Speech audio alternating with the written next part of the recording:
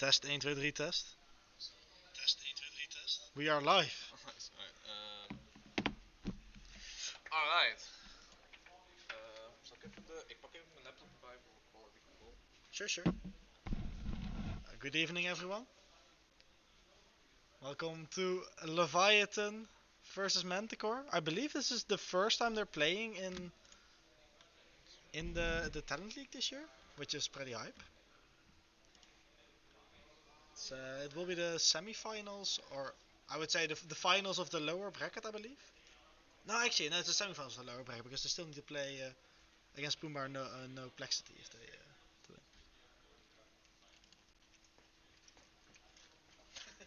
Sigi is currently sprinting his way towards the stream, so he'll be here very soon.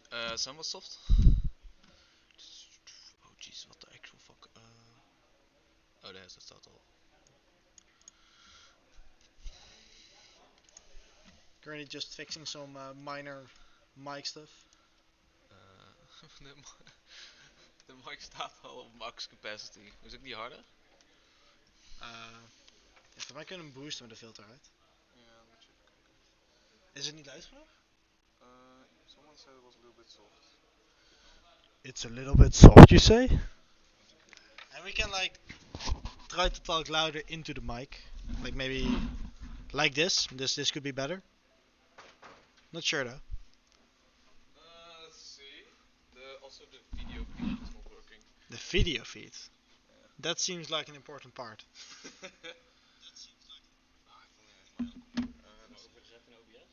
Yeah. Oh, let me try that. We're closer. Oh, there we go. Okay. OBS. Yeah, OBS. How do you refresh that? Op OBS werkt hij wel, maar... Oh, it's better. Okay, so sound should be good now. Just trying to fix the video.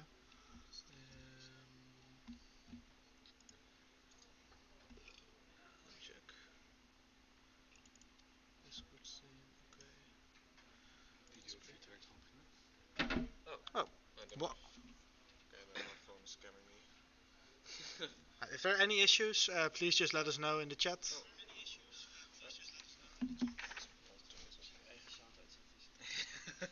Alright. I'll inform the teams we're ready. To draft.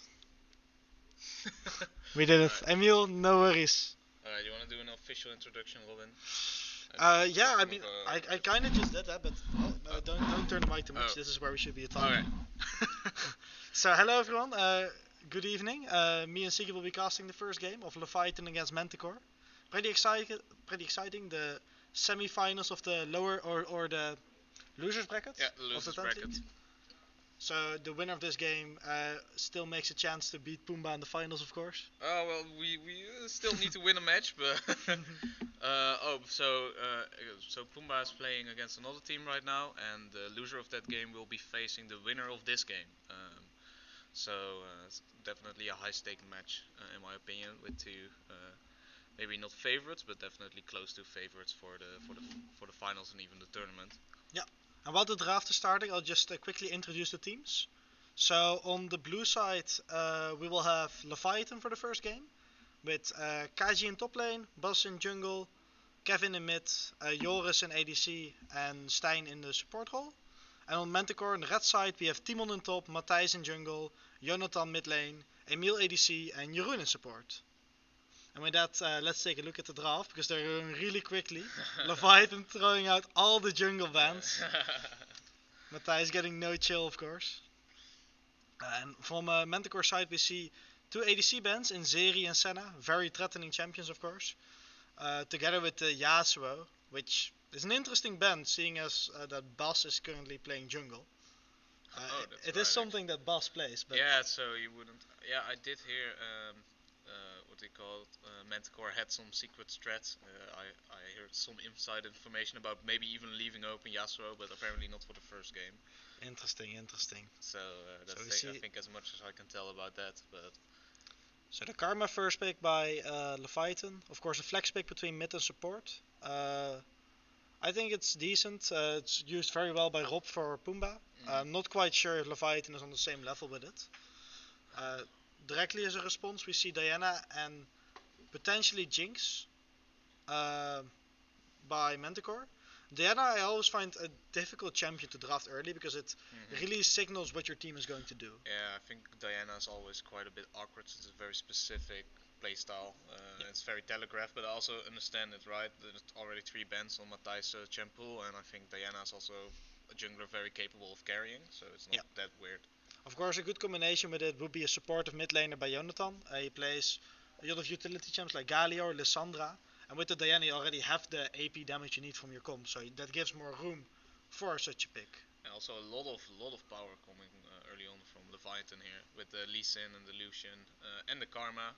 Karma very strong, of course, with what do you call it, the empowered abilities. And the mantra. The mantras and Lucian and Lee Sin both quite strong early game champions, so a lot of playmaking possibilities. Yeah, and there we see the Lissandra, something Jonathan has had a lot of success on during his Talent League split this year.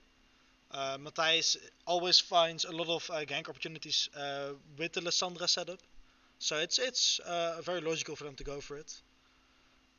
So looking at the early picks, I would say that Red side currently should outscale just based on these champs already. Lucian, Karma have a lot of early game power, but Jinx, Diana on the other side scaling much better. Yeah, it's very much Blue Comp is definitely a comp that kind of wants to get the ball rolling very early on. It's also quite ballsy from Boss to just pick Lee Sin in his debut as jungler. I think this is the first time he plays jungle. Well, on at least in DCL, I think. I'm not sure. I'll have to look up some screenshots, but yeah, it's interesting. I believe the main jungle for Leviathan is currently not in the Netherlands. Oh. So either he would have to play with like 200 ping, or they had to sub someone in from him. I mean, Leviathan definitely a team that kind of just swaps out people here. It's a lot of people are a bit more conservative with that, but Leviathan definitely not afraid to kind of try things out with 2 mid laners kind of swapping already. Yeah. And now one of them swapping to jungle, so it's definitely interesting choice. Yeah. But I wouldn't count them out yet, even though certainly not. They've been playing very well this year.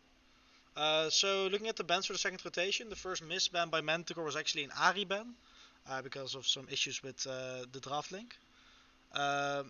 Followed by an Ornn. And also we see 2 support bans, but if you get Rakan on your side for Manticore, I think you're still very happy with that. Might have some issues against Lucian Karma if they choose to go that way, or maybe Lucian Nami even if they want some more laning power. But if you survive lane, it's definitely a threat for the Lucian. Very good setup for the Diana as well. Ooh, the Veigar. Veigar. So with the Veigar, some scaling. Oh no, everything went out. Oh no. Did we? We're probably fine. I'm assuming we're still live. We're still alive. We can look at it here. Yeah, right. We're good. Okay, alright. So the power just went off, I think. Yeah, I think the power went off in our room, but I think we're fine. I'm gonna make sure someone is trying to fix this while we're sitting here. But perfect. Yeah, looking at the last pick, it's Kaji going for his Gregor's top lane. It's a pick he's been playing a lot this year. I believe he generally plays it the AP version, which is stronger in lane, but a bit more awkward to play later because you can get bursted by like a Diana. I'm wondering if Timon will go for the Gnar here, one of his favorite champions. He might also go Urgot, but I think Urgot has no real threat against Veigar, for example. So it's indeed the Gnar. I like that. It's a lot of comfort. So would you say the Veigar solves some scaling issues here for Leviathan? Certainly, but I always find it very awkward when one team comp clearly outskills you like from the base, and then you tack on one champion on your side trying to resolve that.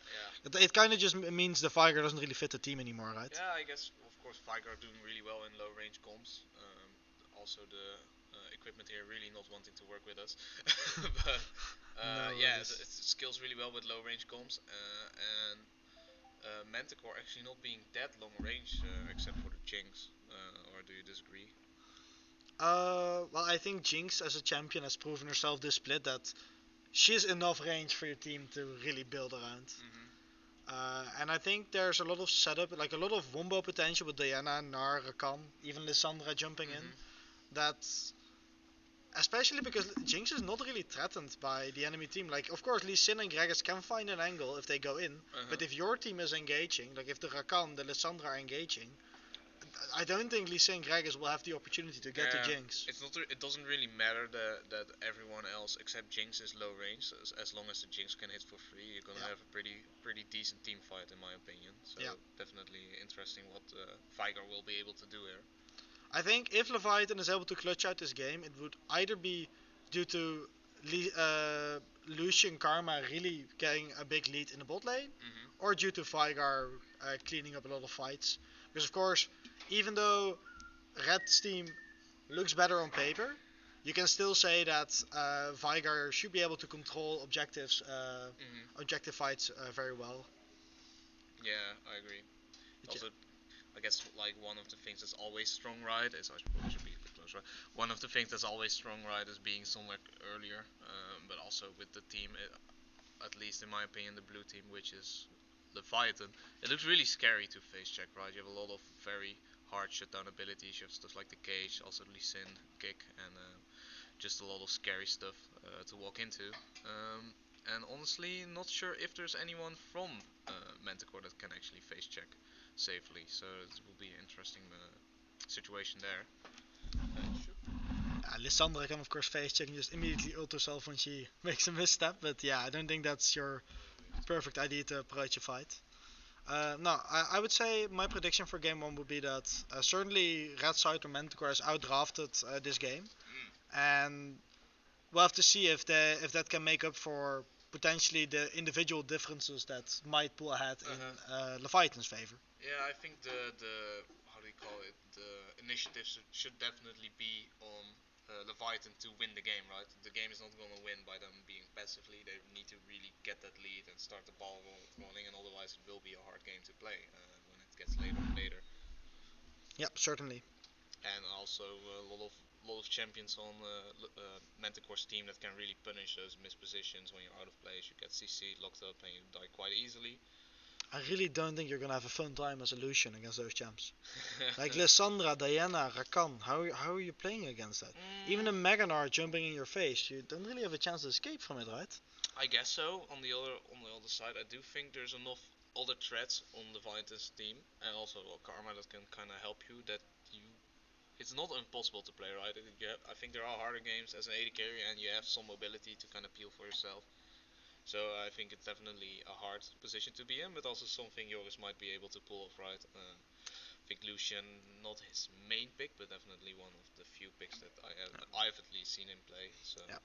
Joris, of course, playing very well this year. I would say he's one of the main carries of Leviathan, and it's up to him to make the difference this game. Yeah, and definitely a statement, right? Picking the Lucian, saying that you're probably gonna try to get a lead early on and try to take this team on your back. If you don't get the lead early as Lucian Karma against Jinx Rakan, I think you're gonna have issues because you're not gonna have a fun time later. Yeah, I guess it depends a bit on jungle pathing as well. It's not only in isolation, and also how much pressure Matthijs can create on this Diana in regards to the Lee Sin. Yeah, actually, I'm really interested in seeing how Bas will do. Of course, not commonly playing the jungle position, going for an aggressive pick like a Lee Sin, quite mechanically intensive. Will he be able to keep up with Matthijs?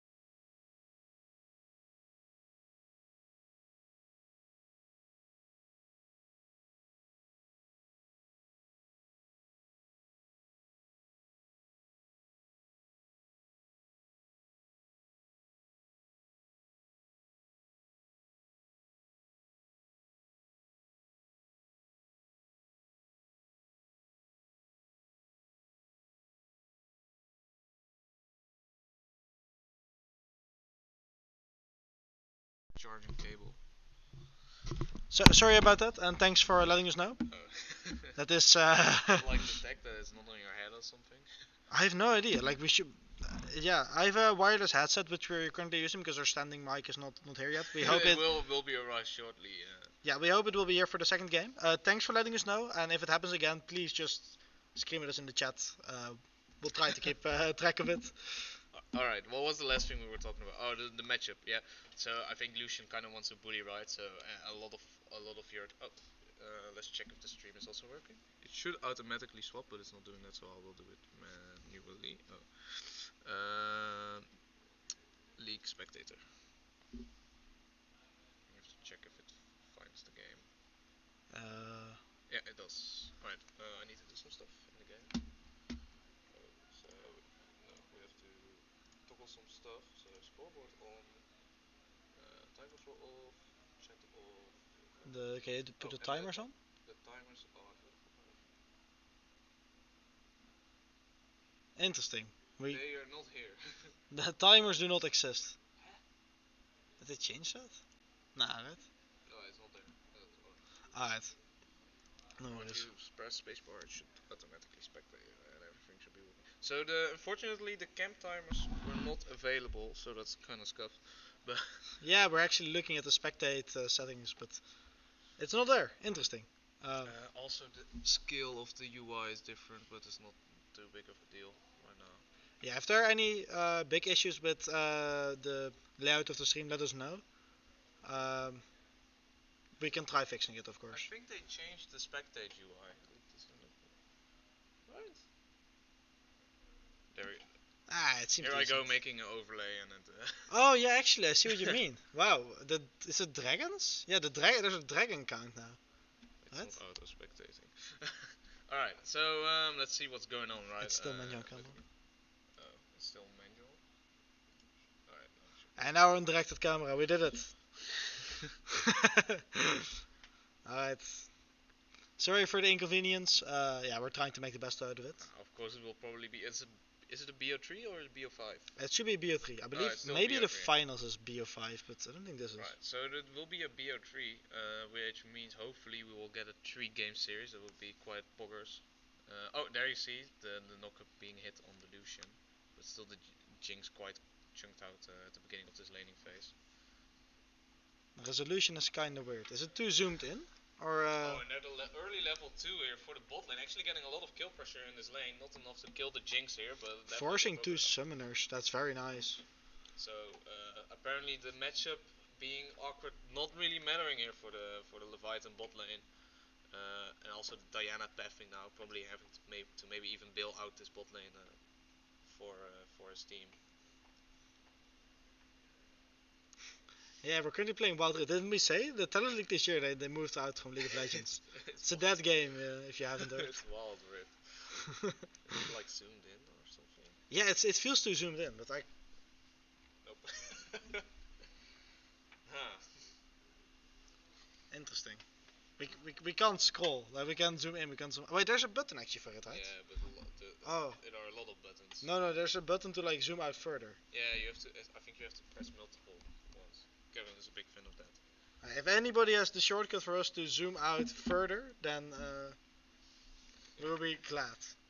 Also, the Lee Sin waiting here in this jungle. The Jinx already down in summoners, gets ganked pretty hard here, very low. Gets the first blood here for the Lucian. Also the Rakan here, very low. Slowly walking away with the Diana showing up here, getting a nice chunk out of the Lee Sin. Forcing the flash of Lee Sin and the exhaust on the Lucian. Of course, no return kill. Oh, but the Lee Sin was more? No. I got a little bit too hyped there. But yeah, so very powerful early bot lane here. Doing exactly what they need right here to really get this bot lane going and the Lucian snowballing. And they're not done completely yet. Oh yeah, actually the Lucian dashing forward, getting a chunk. I think this is bad Diana, for Leviathan, right? But this is very close, but the Lucian gets just enough damage in on the Rakan. No, I'm not sure about that. This is a very scary place to be in, right? If the Diana gets like 3 kills there, the game might even be over if you can see who is having those kills. Oh, I think this is too greedy. Oh, Matthijs wants it though, but Lucian. No, and that's a trio Lucian right there. Maybe the Jinx can get a kill back, but flashing out here for the Karma isn't even enough to Yeah. get that. So 3-1, quick 3-1 lead here for. Well played by Leviathan, but I would have to say that was opportunistic at least by Matthijs. Yeah, Matthijs being a bit ballsy here, right? Thinking he can just outplay him, even though they had the damage and the man advantage. They were very low, just to make a case for him. But yeah, it was quite a close, yeah, what they call it, exchange. Yep. Now you have a 3-0 Lucian backing with what's the, I don't know, items. Moonquiver? Yeah, Moonquiver, backing yeah. here with a Moonquiver will be absolutely impossible for this Jinx to lane against, I think. Yeah, Noonquiver really oppressive. Really solves most of the ADC's issues during laning, both making dueling and last hitting easier.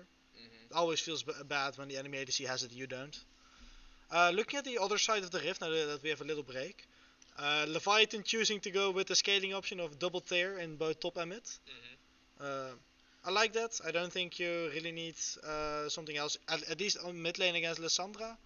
Top lane, I'm not quite sure, but if you're confident that you're able to out-sustain Nar's poke, yeah, why not go for a tier? A bit ballsy against Timon, in my opinion, but Timon is a mad lad. the disrespect already in the top lane. So yeah, so Leviathan doing exactly what they need to get this game going for them, and I'm wondering if they can push this lead. Boss moving towards the top lane.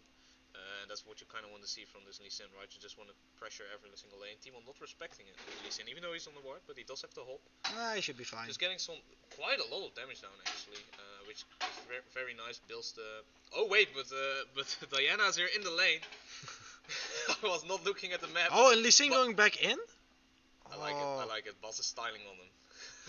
So and the Gregors hit 6, but without his without his mana bar, he can't really fight back. Mm. Close exchange. Yeah, I completely did not see Diana coming actually. I wasn't the only one. We need to zoom in. Zoom out further, really. Control Shift C. This is what Steven says. Then you scroll.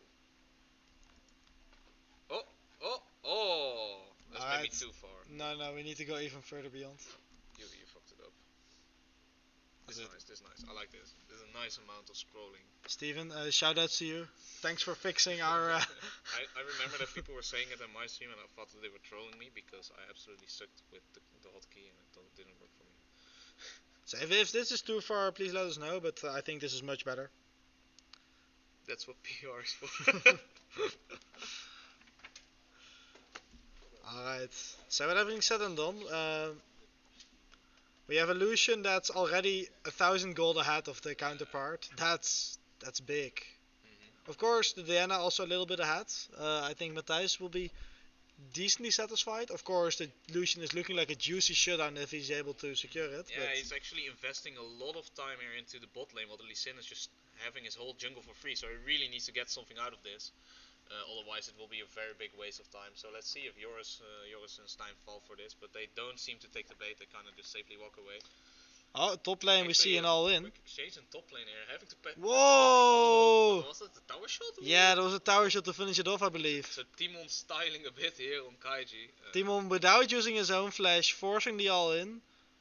And yeah, that's huge. Yeah, but on the other side, does seem like Diana is forced to back, and is walking towards not even a completely empty top side, so actually not that too bad.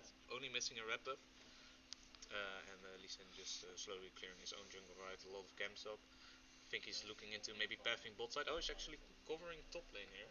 Nah, there should be nothing to get. Nars should back off in time. Yeah, so let's see where he's pathing towards. Looks like he's pathing towards bot lane, but he might also decide to do maybe an early back. Kevin, I think, with a very heads up buy early, getting the Merc threats makes a lot of sense against Diana, Lissandra. Mm-hmm. Of course, the time you want to abuse the Viger is early. It's when Lissandra hits 6. And if he already has Merc threats, I think it's difficult to abuse him. Yeah, here they find a nice opportunity to get a lot of damage in here on the Jinx actually. This time the Diana not waiting in the bush, so good timing here. Yeah, but looking at the items, I think the Lucian really wants to back height. 600 gold in his pocket. You want to abuse your lead the chat. But currently he's on equal items. Yeah, I think that Diana walks over a ward now while he's doing a scuttle, so a bit of information here given away. That karma damage is so discussing. And Leviathan not taking it, just trying to start the dragon here. Definitely a lot of contesting going on in the jungle area. I would say it's a little risky to just force this dragon. I would like also if a spectator could look at the it. game decides that we want to see top lane.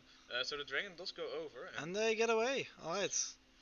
I think if Manticore is able to fight their way in, they should be in a winning position. Even though Rakan is not 6 yet, because the Lucian has that much money in his pocket and the Viger early is just not very impactful, I think that was a good opportunity for Manticore to look for a good fight. Yeah, and the other hand, it's just one Drake. They're not losing that much out of it, and I think as Manticore, you kind of want to probably sit this one out, right? That's fair. I believe they do think they outskill, so you might want to say that you just give up a few dragons early. I also want to highlight Kaji building the not the Sunfire, like the Bramble, Bami Cinder. That's the thing. Oh. Indicating indicating that he is going for the tank build. I like that. I think more frontline, especially because you have an enchanter support, is important for the team. Yeah, I think that's a good call.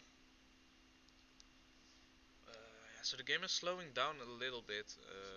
Both junglers here chilling in the top side.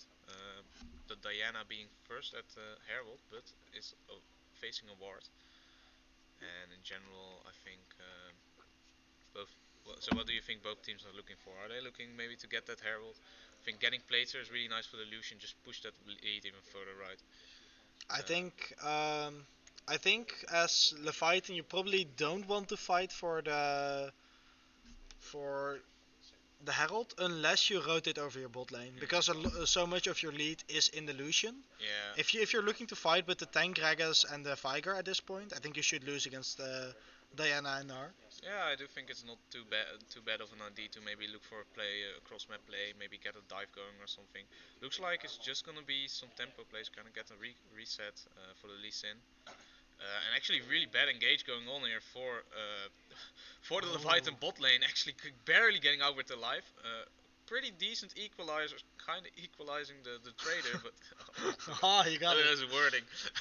But yeah, that's very poor engage, and actually kind of gives some breathing room here for the Manticore bot lane to maybe stabilize a bit. I believe they forced all 4 summoners of Leviathan there without even using the flash of Rakan or the heal of Jinx. That's huge. Yeah, that's really big. So that gives them a lot of breathing room, and also they, in the meantime, the Diana did pick up the Herald. So overall, very positive.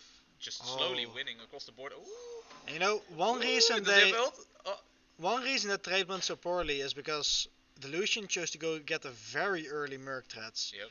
And I like where I praised Kevin's Merc threats for the Viger this early. I do not think that Lissandra and Diana are. Looking for gang flashing on here. Oh, nice. Oh, the culling is not an equalizer. Yeah, that's a good. Did they get it? Oh, but it's really good Diana ult there, getting.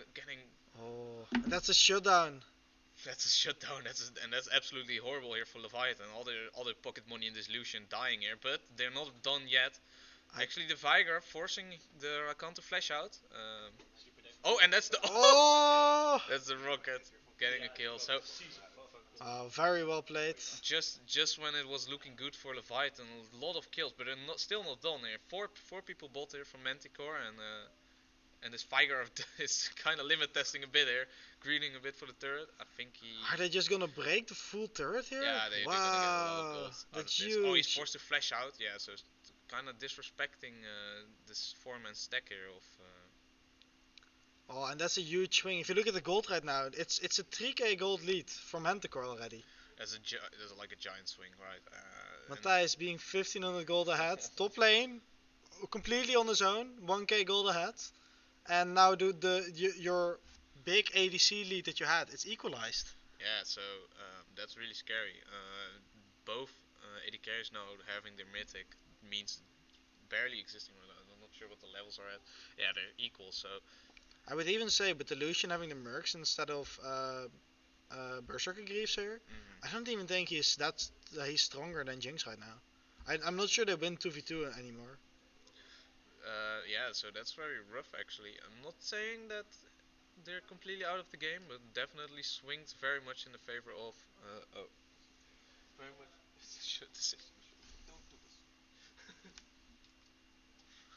We had some technical issues with our with our streaming stuff here.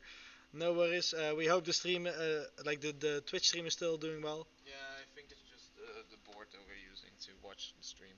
It's like, I think they're like, oh, you're not here, I'm shutting down. You haven't done something with me in a while. Yeah, Yeah, that's right. Thank you, dear viewer. We will with the continue live casting. viewer, live audience. Can we have a cheer from the live audience? Woo! Oh my god, all two of them. Very nice. Yeah, currently we're sitting in Phoenix, the new building where Zephyr is training for the coming while. And yeah, it's looking pretty nice. It is, yeah. Let's see. So, what is happening in the game right now? Manticore setting up this Drake, really wants to get probably the ball rolling right. Also denying it from Leviathan is very nice. And also they're probably a bit stronger right There's now. a TP in their back. Oh, Do that's they act- spot it? If not, they might be in big trouble. Like the Jinx Yeah, will but- get blasted, right? I mean, I'm not sure if it matters, right? The Jinx is very low, a lot of stuff going on, can't really cast it all. The Viger dying, and now all three of them are sitting here. Aftershock still not dying with the Zonyas, and everyone from Leviathan is just dying. Here the Karma last person standing slowly Alright. dies as well, and it's a huge fight. And here. we'll have to look at the replay of this, right? Yeah, Like this I have is. no idea what's going on. I'm not sure how Emil is able to get away there. Let's see. Front of this fight. So this ward will be very important because it gives Kaiji an angle to get in. But somehow on the other side they're able to fight it. So for this I'll first focus on Jinx and then we can take a look back and see what happens on the other side. Right, can we focus on Jinx actually? Actually we don't have to. Jinx, what are you doing? Very big burst going down on the Jinx. The ult also hitting, but Yeah, just barely surviving there. and that hurts. And like even though the Jinx out of the fight, the Diana is able to achieve Yeah. decent results on the other side. Yeah, with the stopwatch up, just buys so much time. I think. I believe our stream just. Yeah, that's maybe try to go forward a bit. No, I believe Lee crashed. Oh, okay. Like yeah, I can confirm. Nice. Alright. League of Legends TM client is not responding. Oh my god. Close it and start a backup. Yeah, Is well, the playback bit system sucking? Or? I'm not sure. Imagine looking at replays. I'm gonna check if the Zephyr stream is alive, which it should be, I think. Yep, it's just black. So No, we'll try to get this back in. yeah, I think I'm not sure where I heard it from. I think it's the Euphoria podcast, but just stopwatches and Zonias make like a bad teamfight team look so much worse because it's just completely messes up your targeting, right? Everyone is yelling like Diana, Diana, Diana, and then she just boop, and now she's untargetable. And who do you focus, right? You need to change focus really quickly and be very careful with what you're doing. Yeah, scoreboard. Yeah, all right. And we should be live again. Oh, that's And a big crit. that's a good time to get back in it, I guess. Yeah, so actually, so that's the bounties are up. So Lee Sin going a little bit too deep here. Viger trying to get something done, ulting the Diana here, and now Leviathan is on the run. Still the Lucian doing a bit more damage, getting hard CC'd, and those what do you call them? The CC reduction. The Those Merc threats are not helping at all there. You just straight up dead. So very good purchase there, yours, Kappa. Yeah, and it's looking really rough right now. It's an 0-4 Lee Sin against the 4-1 Diana. It's an 0-2 Gregors against a 4-0 Nar. Yeah, they have the objective bounties. It's free game. I mean, it's like a 6k gold div now. That's too big. That's too big for your team. GG go next. Yeah, honestly, I think this might be the time for Leviathan to rethink their approach to this draft.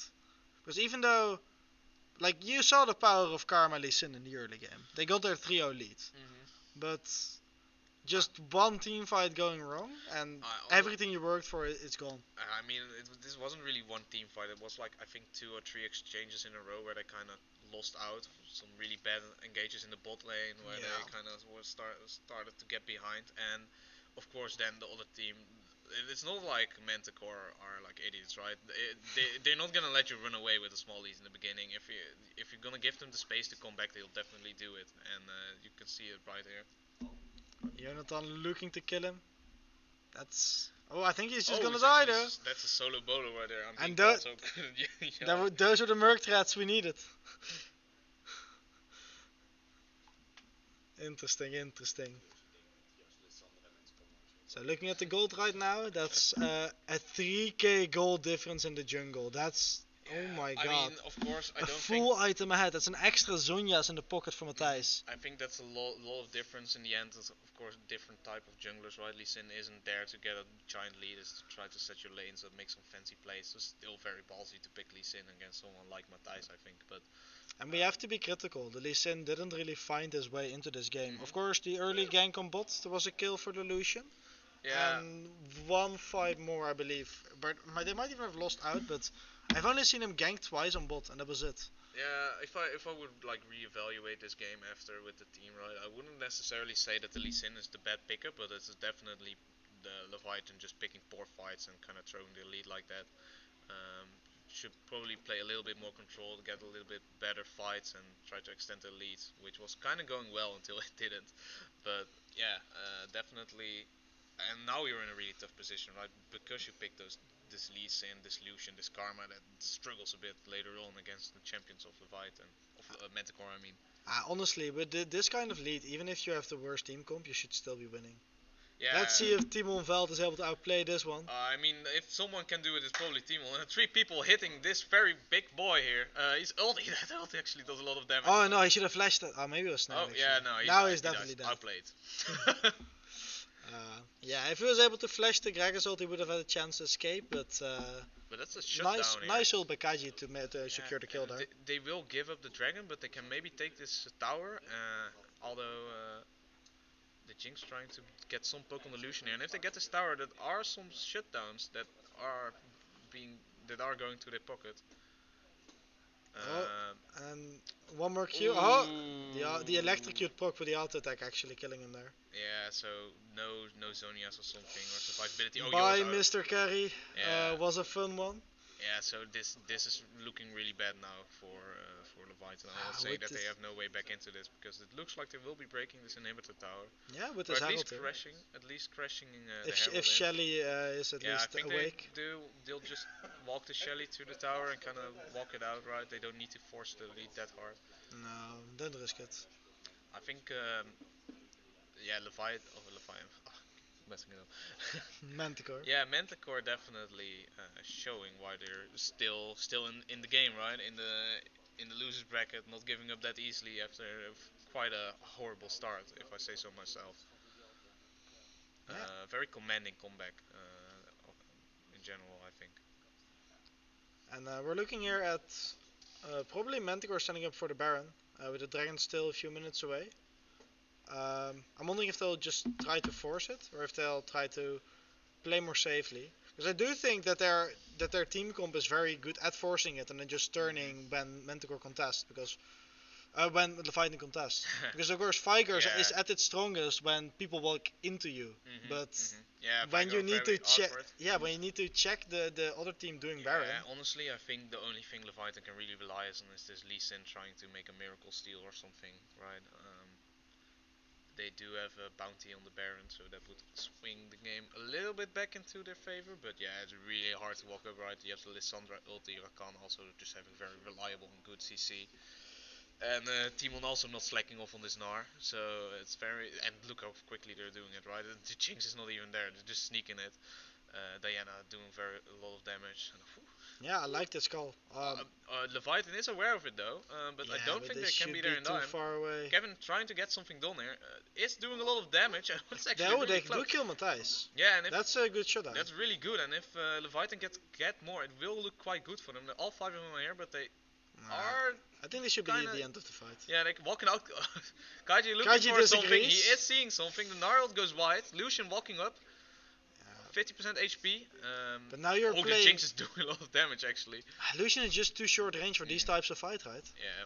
Like there were some good attempts by Kaiji there to get the Jinx into the team. Didn't quite work out. Yeah. But So then the Lucian can't hit anyone. yeah, so it just ends up being a 1-for-1 with the Baron going to yeah, Manticore. So still not too bad. Was kind of scary. Looked like Leviathan was having a small window to come back in there, but they didn't. They didn't in the end, and now it's just getting empowered Baron buff. Gnar looking quite scary in the side lane. I think, and also just looks like they're going for a 1-3-1 here, although Matthijs is choosing to farm his jungle a bit more. And yeah, they're slowly marching those Baron minions. Of course, Robin as master, can you give us a quick massacre? Oh, never mind. There's actually a aggressive flash forward here for yours. He decided to take this game in his own hand, doing a lot of damage here on the Rakam. Oh, that's close. Oh, it's a double. That's actually a double. So oh my god. the game blown wide open by yours. Not done yet, but Matthijs is returning the kill on the Talking karma. about blowing, that was a karma that just blew up right in our face. Yeah, but I don't think it matters that much, right? That's two big players with the entire bot lane down, and an objective bounty really slows Manticore down here. Definitely not over for them yet, but... Yeah, great play by Joris, really spotting out that he had the burst to just get the Jinx out of there. Yeah, I love that play, right? Oh, but it's definitely not done yet. The ulti hitting the kick, and now it's just terrible, right? This Diana, I like a 3k gold lead. Yeah, I don't think a level 12 Lee Sin has a lot of chance against a level 15 Diana. No. Yeah, Matthijs actually, they were recalling on the ward. Yeah, they were recalling on the ward, right? Just to kind of, what they call recall. So that was a bit unfortunate here. Zephyr was, yeah, is Zephyr winning? I think they are. I believe Zephyr is doing very well this game. Although I did expect more from Zephyr, so I hope they can step it up next game. Yeah, true. Zephyr kind of dropping the ball here. No, but I think, yeah, just very heads up play from both of the teams. That yours just flashing forward, knowing that he needs to do some kind of miracle play, right, to get this team going again, and kind of picks a fight that's perfect for Lucian, but then slightly greedy recall, and now Manticore is just waiting for this dragon to maybe get a soul win condition. The Baron not enough to really push their lead that far. But overall, even though they dropped the ball a few times, Manticore very much in control of this game. Yeah, but you do have to say that in the last 8 minutes, even though they got a Baron buff, the gold has not changed. It's still 6k gold. Yeah. Which is a lot, but it's still... I think Leviathan definitely has some fight in them, right? They're not just slowly dying. They're really looking for those opportunities. And at least it's looking good for them as a team that's really far behind. Could definitely be worse. Yeah, but you do have to be worried that even though they're keeping up somewhat, their team is still not going to outskill. Give this Jinx and Diana 5 more minutes, and you're dying even quicker. Like, the Vigar is not at the point that he's very influential at all. Yeah, definitely. Yeah, it's, of course, you have the infinite scaling, but how much scaling do you really need to get back into this game, right? Actually, a lot of poke getting down on the Lissandra, but Lissandra also Zonias now can be like invulnerable for 6 seconds. I think it's a little bit less, but... We can take a look at Vigar stacks, if we can find them. Let me click on that Vigar. We can see it in... it does... so that's 200 stacks with 590 AP for the Vigar, so... I don't think 200 is that much, but it's okay. I think that's not that much. It's actually not too high, and definitely not high enough to really save them this game, so... Low stacks. Yeah, the Vigar, I don't know. The Vigar not really paying off. Definitely would have maybe liked it more if they... but that's of course hindsight. It's so difficult, right? Because as we indicated, it's kind of a pick that should solve their scaling. But if you... now we just want to watch the Vigar, right? Oh, we do? Yeah, they do seem to be setting up around this Baron. Not sure when it is spawning. That's not connected. Which makes Levy take my energy. Yeah, Levy is like the small name for Leviathan. I think so, yeah. I think Leviathan does need some energy right now. So Manticore just got a full reset down. Everyone back from base. A lot of pink wards in their pocket. Doesn't really matter. And yeah, and looking at it, this Baron fight that's coming up might be the difference maker for Manticore to end, or for Leviathan to get back in it. So yeah, that's actually great engage here on Nightlon. So that's a first pick down with nothing in return. So that's a really good starter for Leviathan. And if they maybe get, I'm not sure when the dragon is spawning, but the Manticore might choose to just flip it. Yeah, and that's the Predator Vigar together with the Gregas really finding the pick they were looking for. I guess the Vigar actually is working out here. And now they're staring down this Baron. I'm not sure when it's spawning. I do have to say I'm not a big fan of the second item by the Lee Sin, the Dad's Dance. I think if you're struggling this much against the Diana, you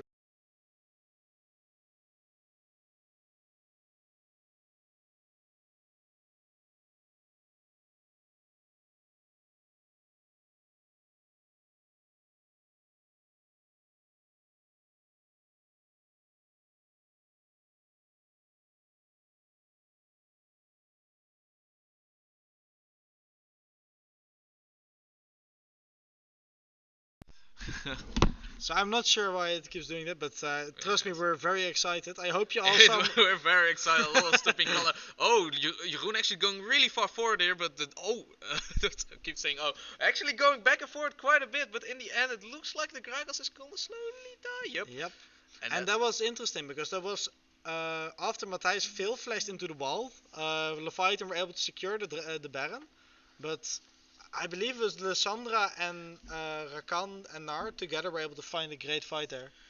yeah, it's actually quite a messy fight here, and people dying left and right. But in the end, Manticore can get a lot of stuff. Yeah, and there are I'm two fine. I'm two definitely inhibs down. not angry at the equipment here. Two inhibs down right now, and not a Baron buff, but still.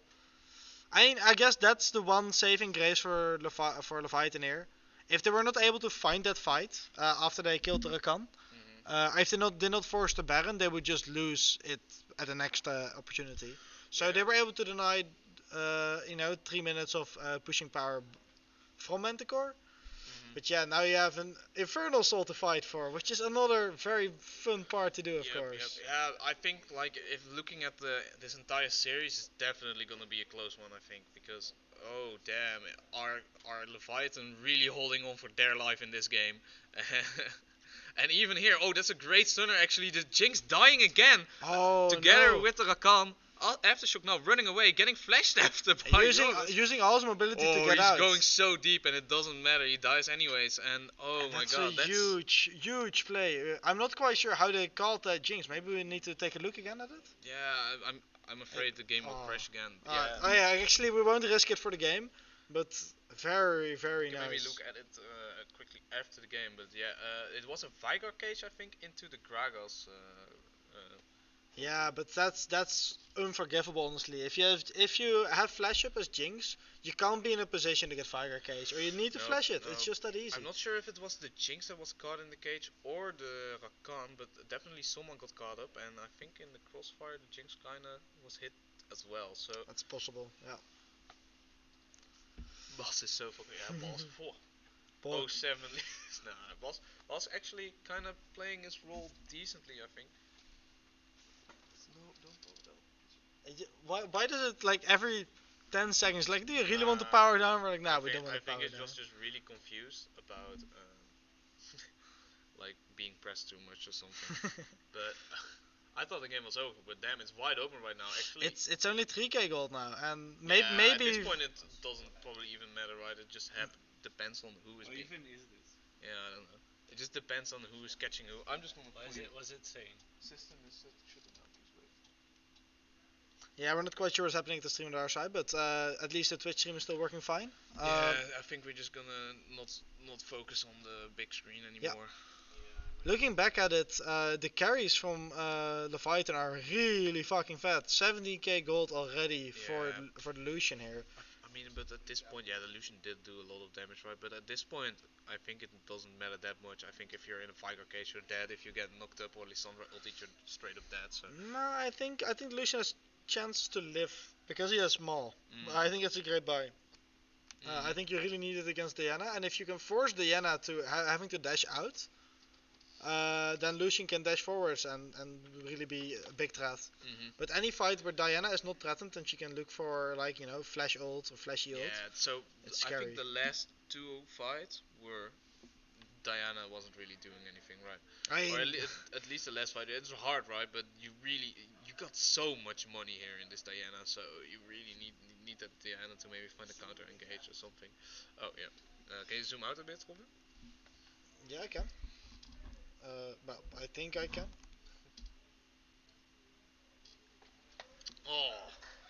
So now it actually looks like Manticore is going to siege here.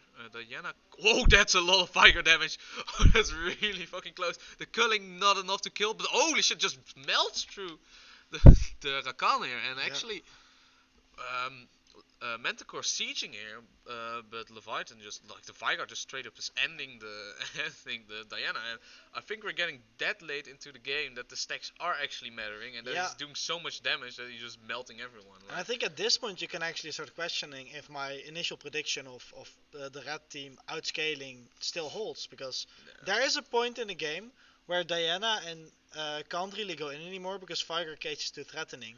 Yeah, I mean, he didn't even hit his cage. I think he hit, like, his ulti.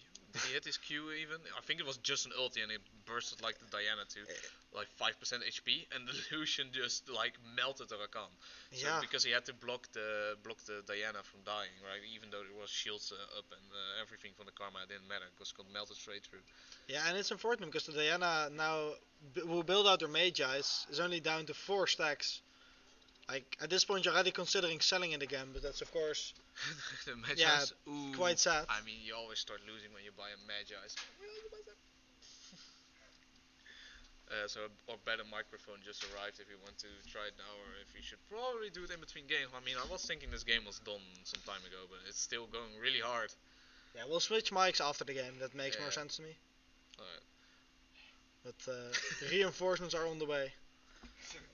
Oh, that's actually a great pick here. Oh, Kevin god. B. No, Kevin, no, he's still waiting. Oh my god, he's missing his timing. But and the Rakan ulti also just goes slightly wide. Okay, Jonathan, and there's the Diana engage, but it's not enough. Zonia's not being popped here, and a lot of damage in return here from Leviathan. This is a lost fight, right? Yeah, I think right. The Diana's Jinx has no protection. They can choose to chase maybe here, like the Gnar can just ult him away. It's actually defensive teleport here, yeah, and now Leviathan got all the initiative here to do whatever they want.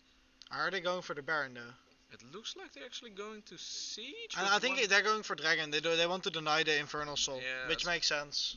Because I don't think Manticore can respond by doing the Baron themselves.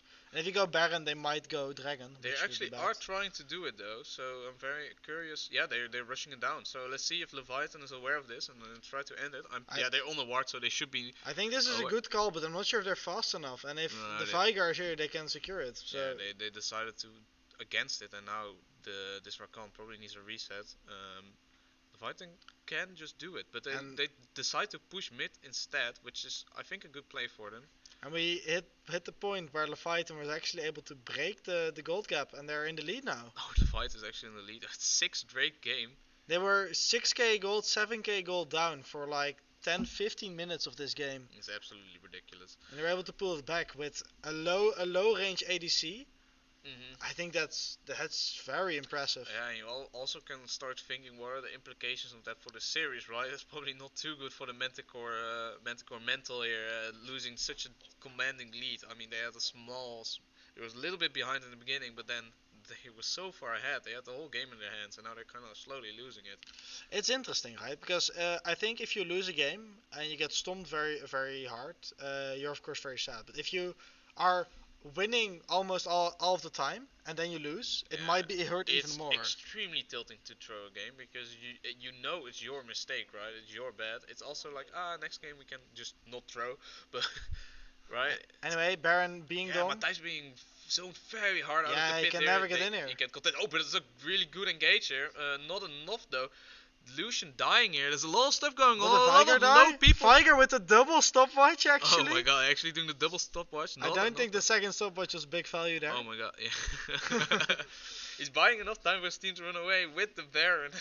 Now the game is still anyone's. But I think that's a win for Leviathan. Of course, they lost one more person. They lost the shutdown probably for the Vigar or Lucian. Not quite sure if they still had those.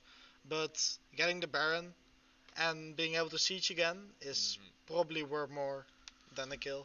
Yeah, definitely. And oh damn, those they actually have the tempo emitter. Yeah, Manticore using the time that Vigar is down, and Lucian of course the two main carries to get the two inhibs. I think that's a good call. Actually, and I think this gives them one more opportunity. If they're able to clutch out a fight, they can end. Oh yeah. That's a huge part of this. It's the super minions don't really matter, but you just gave yourself an opportunity to end the game if Leviathan make a mistake. Unfortunately, no top inhibitor, and also Lee Sin actually kind of delaying some recalls here. It's quite nice. But yeah, it will be a very interesting dragon fight. You saw how close the fights were around the Baron. Imagine if one of the teams had an Infernal Soul, it would probably be way different the outcomes. So both teams probably eyeing down this Infernal Dragon. The Fire currently having minus 300 gold, really using that futures market well at 40 minutes in the game. Is really looking at the future, investing. Not a double stopwatch anymore, but yeah, empowered Barons. Oh, that's a great the damage! ulti. Oh my god! It's so big and actually forces this Lissandra to back, which it doesn't mean the dragon is up yet, but it does mean they can take some time to kind of set up for this dragon and really be ready. And like I said, make Manticore kind of face check them, which is really good position to be in with a Vigar, especially. Yeah, and I'm actually surprised how squishy the members of Manticore are. They all die kind of quickly, I think. So maybe it's just damage creep. But if you look at the build of Lissandra, of course, Shadow Flame, Void Staff, those are not very tanky items. Zhonya's, you would expect maybe to do more, but of course, this is a very fat Lucian. Full build, probably potted up. Yeah, it's a strong Lucian, this right? This is max power Lucian. Which is probably not the thing that I'm used to seeing, right? Usually you see Lucian as this early and mid game dominant champion that kind of falls off late game, but the culling does have a very long range, so if you get that full charge off, it does do a lot of damage apparently. And this will be spicy, but essentially all summoners up for this dragon fight, except for the Lissandra flash, which is important because that makes it more difficult to reach the Lucian. Actually, a kind of awkward TP here into the ulti means nothing really happens except Gragas losing quite a big ultimate for the team fight. Yeah, I think it's okay. You see at the cooldown of his ult, it might even be up for the dragon already. It's a really low cooldown. Manticore kind of looking for a way into the river area now. That was actually being chinked out quite a lot, the Lucian, which is really big since you need to get so close during those fights. But you see here the damage Jinx is able to do if she is able to hit. Not getting as much value as before. And now Manticore actually does have the priority. Oh, that's a big stun though. Actually doesn't get the Diana though. We're very excited about a full build Lucian, but we shouldn't forget this is also. Oh my god! Oh no! That's Infernal Soul secured by Joris. They just jumped over the wall. They didn't care. They didn't matter. This game was going for 40 minutes. They just ran in. And this is super interesting, right? Because Lucian is dead, but there's no Baron. Like, do you try to end this with these three people? I think it might be difficult into Veigar. He still has a splash It's definitely not a certain call, especially against this Vigar, which is kind of hard to walk into. With and the thing is, soul. If you don't end here, I think the Leviathan would just win on the back of their soul. Yeah, they have a soul. It's so big, a lot of damage. So I understand what they're doing. Extremely tough spot. Yeah, they kind of have to flip it, I think, and I'm not sure it's even flipping. So it's just absolute absolute giga chat, just dashing over the wall. Doesn't give a fuck. Gets the soul. And now actually the Jinx being that's a lot of damage. That's an Infernal Soul, and now Timon in a tough position as well. And that's unfortunate. Of course, he saw the opportunity to kill the Veigar, and if you do, I think you win the game. Yeah, the Veigar is probably the biggest obstacle between you and the Nexus right now. So getting that's so nice. But I think this might have been the last opportunity for Manticore to clutch it out, and I think. Now, I don't think you can even flip an Elder Dragon fight when late game Veigar and Lucian have the Infernal Soul. I think Leviathan has enough time to also kind of get set up right. They have so much damage. I can't see my mouse, unfortunately. Oh, wait. Oh no, it's here. Wait, is it here? You're not clicking on the. You're clicking on the stream. Alright, unfortunately, we don't have any. We can't see the screen ourselves anymore, so I can't exactly see where I'm clicking. I'm very interested in seeing the AP values of Veigar at this point. Yeah, we can maybe try to set it up before the whole system tries to shut down again. Oh, let's see. Here we go. Oh, Veigar. So 300. So he's at 1000 AP while he has 1.5 tank item. And in the meantime, Lucian. Has 0. Wait, that's Lucian. I meant Lucian. Wait, I'm clicking Lucian. What? No, you're clicking on Lucian. Oh, you're not looking. Is it 500 AD or Yeah, 300? 535. 500 AD. Oh that's my a lot. god, that's disgusting. So the Baron spawning now, and this will be the. I mean, I will say last chance, and you might say like it's over for Manticore, but I'm not so sure about that. Any misstep, and you can still get blown up by those quite explosive champions here. So of course they do have the small advantage, and they do have the advantage to get there first. But it looks like Aftershock is looking for a flanker, and a good I one think at if that. And that's a two-man ulti, just not enough, and he gets blown up oh, before he can use his Zonias, and now yeah, Manticore's this just kind of doesn't seem throwing good. themselves at Leviathan. Vigar using his flash to get away, Oh, that's a really good cage. and that should be it. Yeah, that's the game. So, oh man, that was Yeah. actually almost a good flank, but yeah, It was a fair attempt, but the Diana ult only hit, I believe, the Rakan, and that's just not enough. I think he had two people, but it was not enough, right? Yeah. In the end, it's just. And that makes for a very entertaining game one, where I was fully convinced, like I even called Manticore that they should always win that game. Leviathan should look at the next game, but no, they kept going and they made it paid off. Kappa.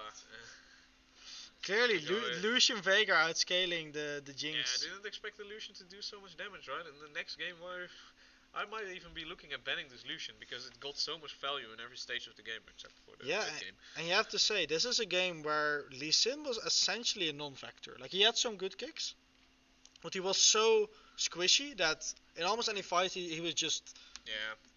like that fodder. He just jumped in and died, and still Leviathan were able to clutch it out here. I think that's very impressive. So I think we're gonna probably quickly turn off the stream in favor of a mic change, or we can maybe quickly discuss what we want to see.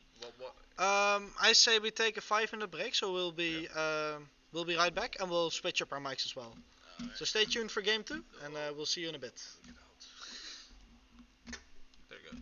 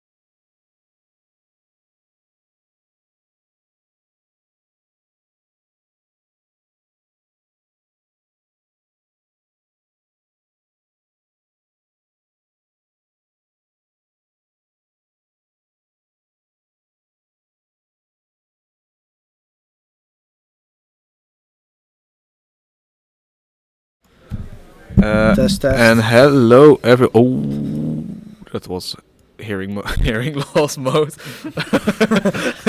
I think it should even be a little bit softer. What's up, everyone? So we have a new microphone. I think it should be working a little bit better. I can lay back a bit now. Yeah, we hope it's a little bit louder for the both of us. Like it might have been that either Stigi or I was not that clear last game. We hope it'll be decent now. Actually, I'm opening up the chat again. So if you have any feedback about the first stream, please let us know. I'll try to zoom out at the start of the game. Yeah, I want to check if the... So what we're looking at right now is the previous... Oh, is that the draft? Oh, there we go.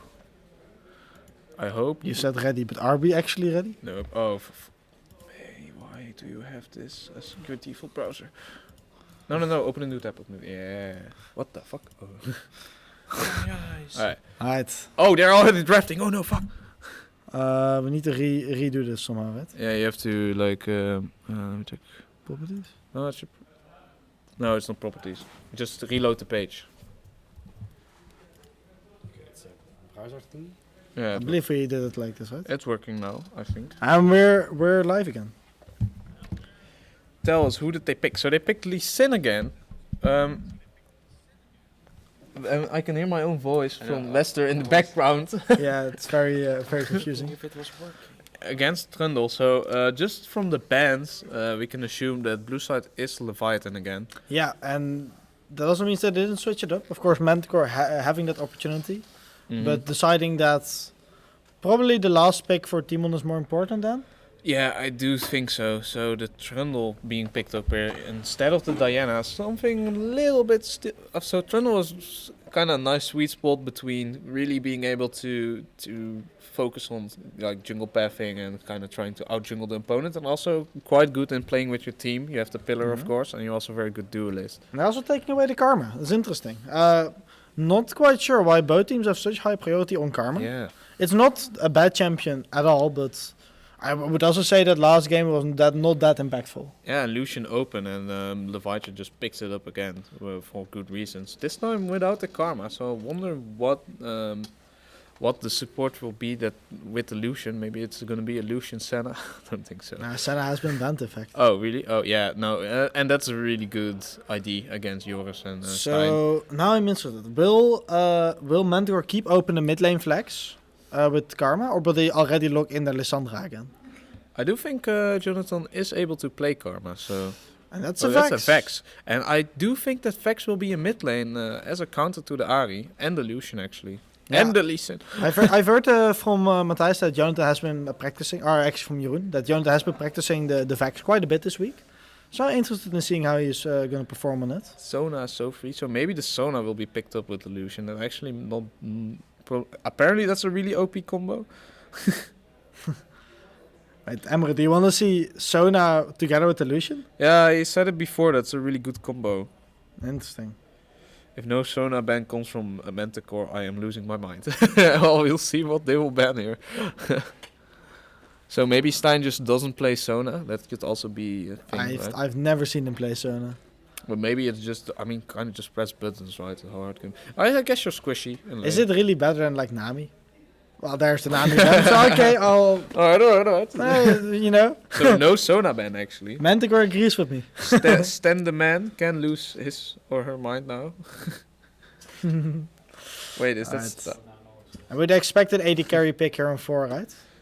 Yeah. Stein off the board. Yeah, that is board member Stein here playing for Leviathan, actually.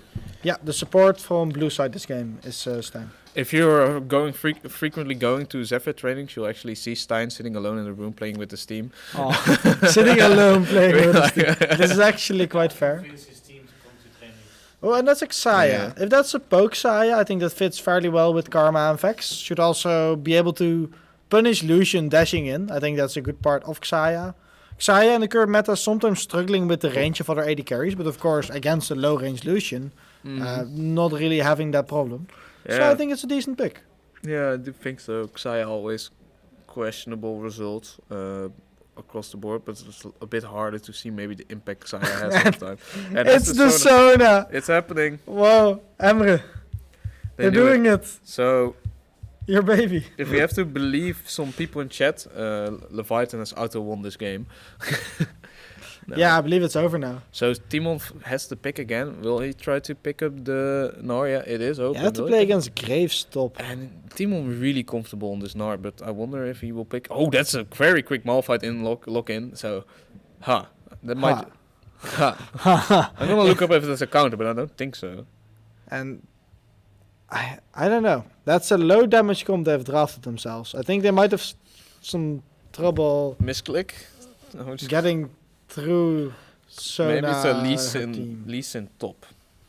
I don't think so. I'm not a big fan of either draft really, which is interesting.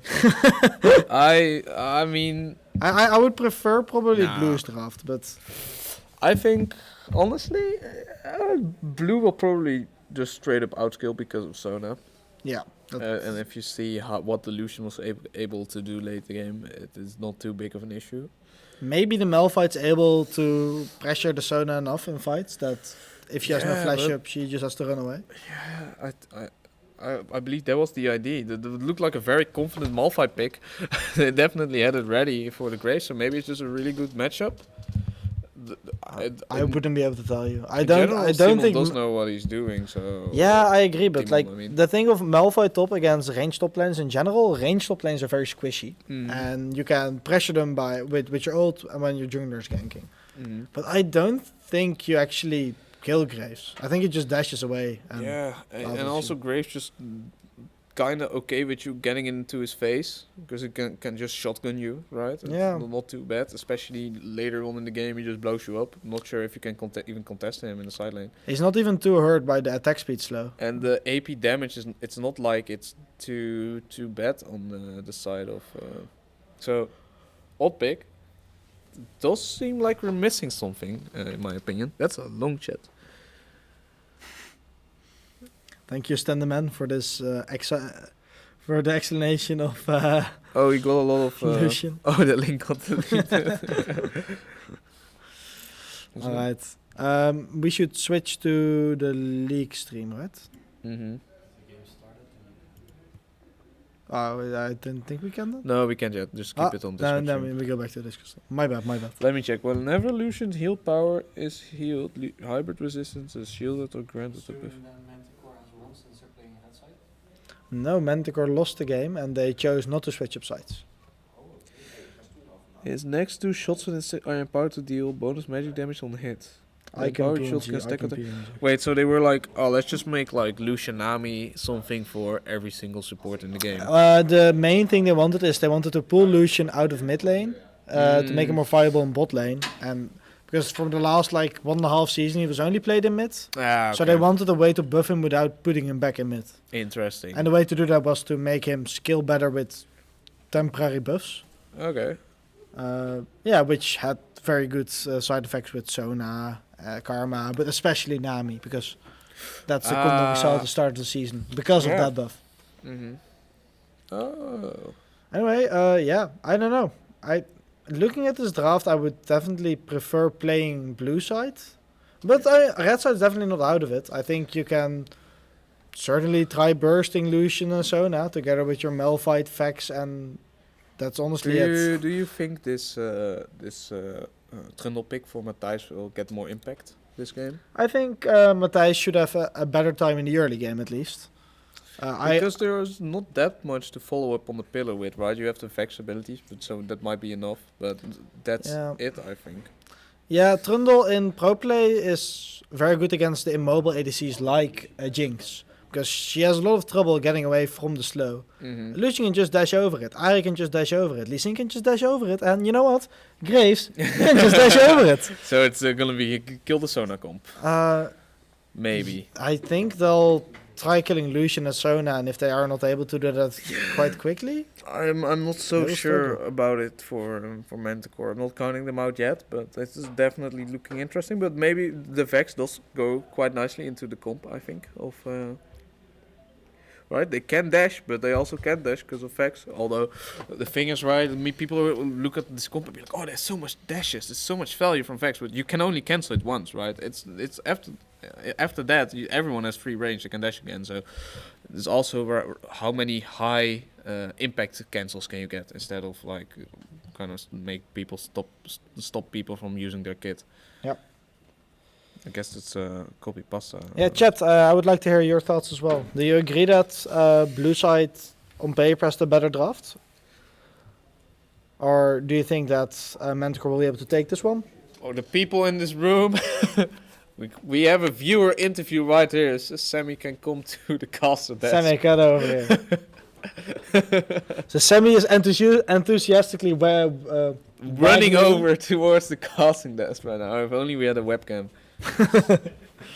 What's up? Alright, let me just hold this microphone like this is a microphone. So hey, you've been spectating this draft. What do you think of it? I like it. I like drafting. Very insightful. I like drafting. So what is your favorite champion from the draft? I like Lucian. Alright, why do you like Lucian? Because I like Lucian's passive. Did you know that whenever Lucian is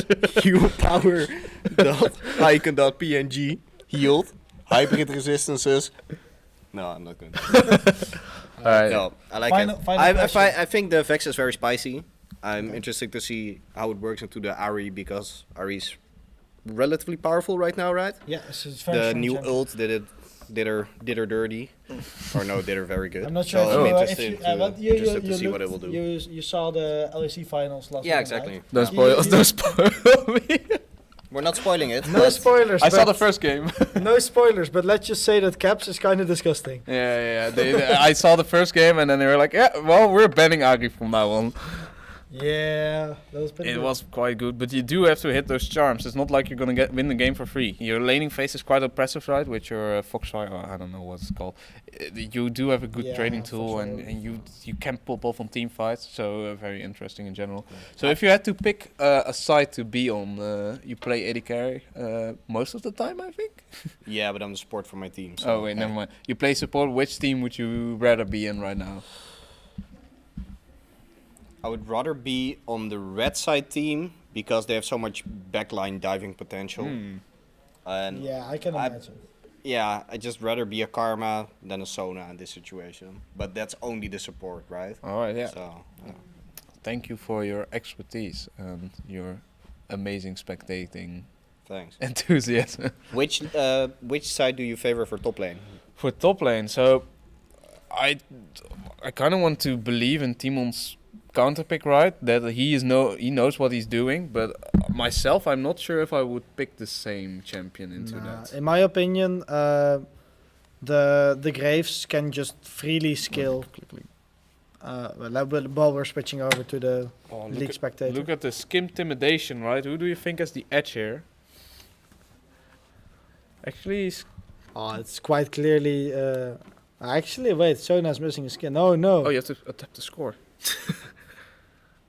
Oh. It's should I do it? Oh, you can. No, let me do it. Well, we're just editing the score because, of course, Leviathan won the first game. Zephyr, Leviathan. Score left. Fuck. And that's Zephyr Manticore. Oh, Right what? score left on the right side. Score left is on the right side. We have been tricked in I'm scammed. That's unbelievable. Alright, let me change it. I may have messed some things up. That was not my fault. Alright, there we go. Now let's go over to spectate stuff. No. Scoreboard on, chat on, time control off. You want chat on? Of course, because they're. I guess so. We didn't have it last time. but that's Doesn't fine. matter. Just time control off. Yeah, No worries. and then let's go to. We're directed ready to camera. rumble. Remember to zoom out? Yeah. Yeah, Something like that should be good. There we go. Directed camera is ready. So it really wants to look at the Nightlon here. We have some very nice copy pastas in chat. Joris on Lucian, GG easy. And that might actually be the case. He had an absolute pop-off of a game last time. Honestly, kind of taking Leviathan on his back on a trip to Yeah, certainly. Manticore's base. Of course, Kevin on the Vigar last game also pulling his weight later in the game, but Mhm. without Delusion performance from Joris, I don't think Leviathan would have been able to make the comeback. Yeah, I think Kevin also not really looking to carry that game for his team, more being like this enabling factor. And here on the Ari, actually in a bit of a better spot to maybe carry his team. So I'm wondering what he will try to do, what he can do actually on the champion. Like you said, in the hands of someone like Caps, he can get so much done. Okay, looking at the starting items, we see both ADCs starting with the longsword and 3 pots, which makes sense because it's a poke lane. Mhm. You could have said Xayah maybe wanted a Doran's blade if she expects Lucian to all-in, but with the Sona, I don't think they're looking for all-ins. You kind of just want to almost survive the laning phase, I think, which is kind of odd, right? With the Lee Sin and the Lucian and maybe even Ahri. Yeah. So I'm curious what they will do. Lucian actually quite deep in enemy jungle here, spotting the Trundle before he can gank. Oh, and the Sona forced out of lane. Oh, there's a charm down actually. So some quick poke, back and forth in the mid lane. Kind of went over to mid lane a little bit too quickly, but It's fine. yeah. So actually quite a big deal, right? The flash on this Sona, already immobile champion. Yeah, Push. and that means that the Trundle with this pillar up might look to make his way to the bot lane now. Yeah, it's like a duality, right? You're looking to maybe losing a few top camps if you show up in that lane. Actually, the human decoy kind of with the Lucian going really hard. There's chains hitting on And the we see Lucian the though. Trundle A walking big over now. trade. Xayah keeps hitting. Lucian getting a lot of damage on him. There and might it's be not another enough. kill if Yeah, the Trundle that's- gets in yeah, range. the Sona is dead. So, Ooh, might that's an overstep. Oh! Emil really wanted that kill. Couldn't share it with his jungler to. So why not risk it? And you know what's funny? It's an exact mirror image of what happened last game. This is true. So Awesome's down, 2 kills for the Manticore bot lane, and now you're in a really tough spot as a Lucian Sona bot lane. That's a good spot. Neither the Xayah nor the Karma even used their flash in that exchange. That's a spicy bot lane exchange, right? And this might be because Stein isn't as comfortable on Sona as something as a Karma. Maybe he doesn't have that practice, right? You're really squishy, not that powerful early on. You really need to know your limits, and it kind of that's- shows. And that's a tier and a serrated Dirk for the Xayah now. So this bot lane absolutely blown wide open now. You can't really do anything.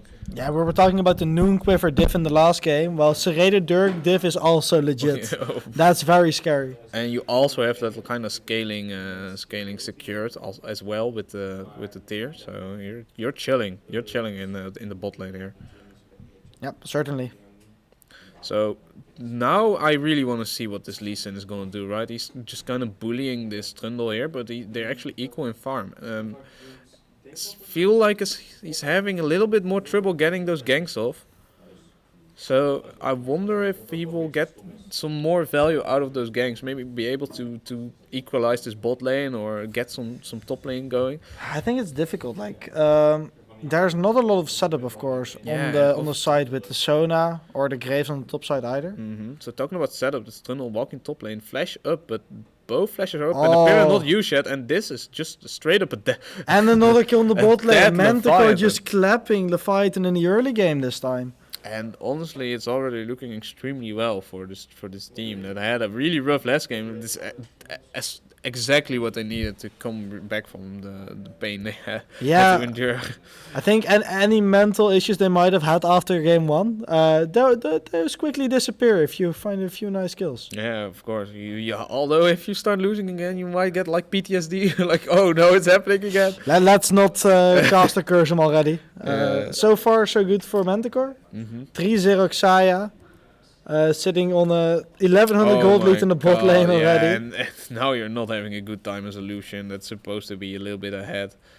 No, and looking at the last game, when we were in the position where the ADC will had the 3-0 lead, at least on the other side there was a fat Diana.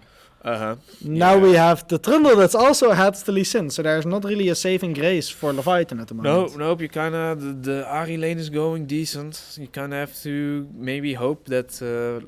I think Manticore is greening for a dragon or something that they shouldn't go for, and maybe you can kind of take it from it. Looks like Leviathan is taking the dragon themselves this time. Just got a little quicker on the trigger there. So that's definitely nice, kind of delaying that soul win condition from Manticore is always Yeah. good. Certainly. So Now that the dust has settled a bit, let's look at where we're at.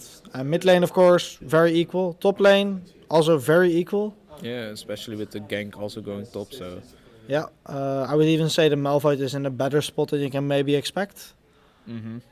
I think this lane will be a lot better when Grace will get some lifesteal though. So when he is able to buy a Vamp Scepter, he should be in a good spot. But yeah, the bot lane is rough. Sona, of course, a nice pick over in 15 minutes. But right now, I think you're not happy that you're playing Sona. yeah, I think a lot of his stuff is leaning on this Lee Sin. He's committing so much time towards the bot lane to pay off. It's like the long con, right? I mean, Not like they won't be expecting. him in The that wave push. is pushing away, so they might just overstep to push it forward. Yeah, they're and walking Matthijs away though. is Oh, not and they're moving. face checking the bush now. Let's see if he can do something. Actually, awkward walk up. Oh, that is a lot of damage going down here on the Xayah. Actually gets a very good blade feather Yeah, call. but the damage on the but the karma. So let's see if they can get something back from this. Doesn't look like it. This flash. Oh, he's Oh no, and he's there going should be in. a return kill. That's not what you want. Oh, no. That's bad. That's bad. So that's not good enough, right? That's actually really bad for you since this Xayah is having a lot of kills. Oh, and that's very well played by Emil, getting his feathers to kill, using his feathers very well to first kill Joris when he tried to follow up. I'm not even sure if Joris had his flash for that fight, but if he did, then Oh, but Kevin just is good trying to get a return kill. He actually gets it. A shutdown on the Ari. Probably the last carry to really hold the line for Leviathan here. So that's a really good pickup, I think. that's a lot of gold.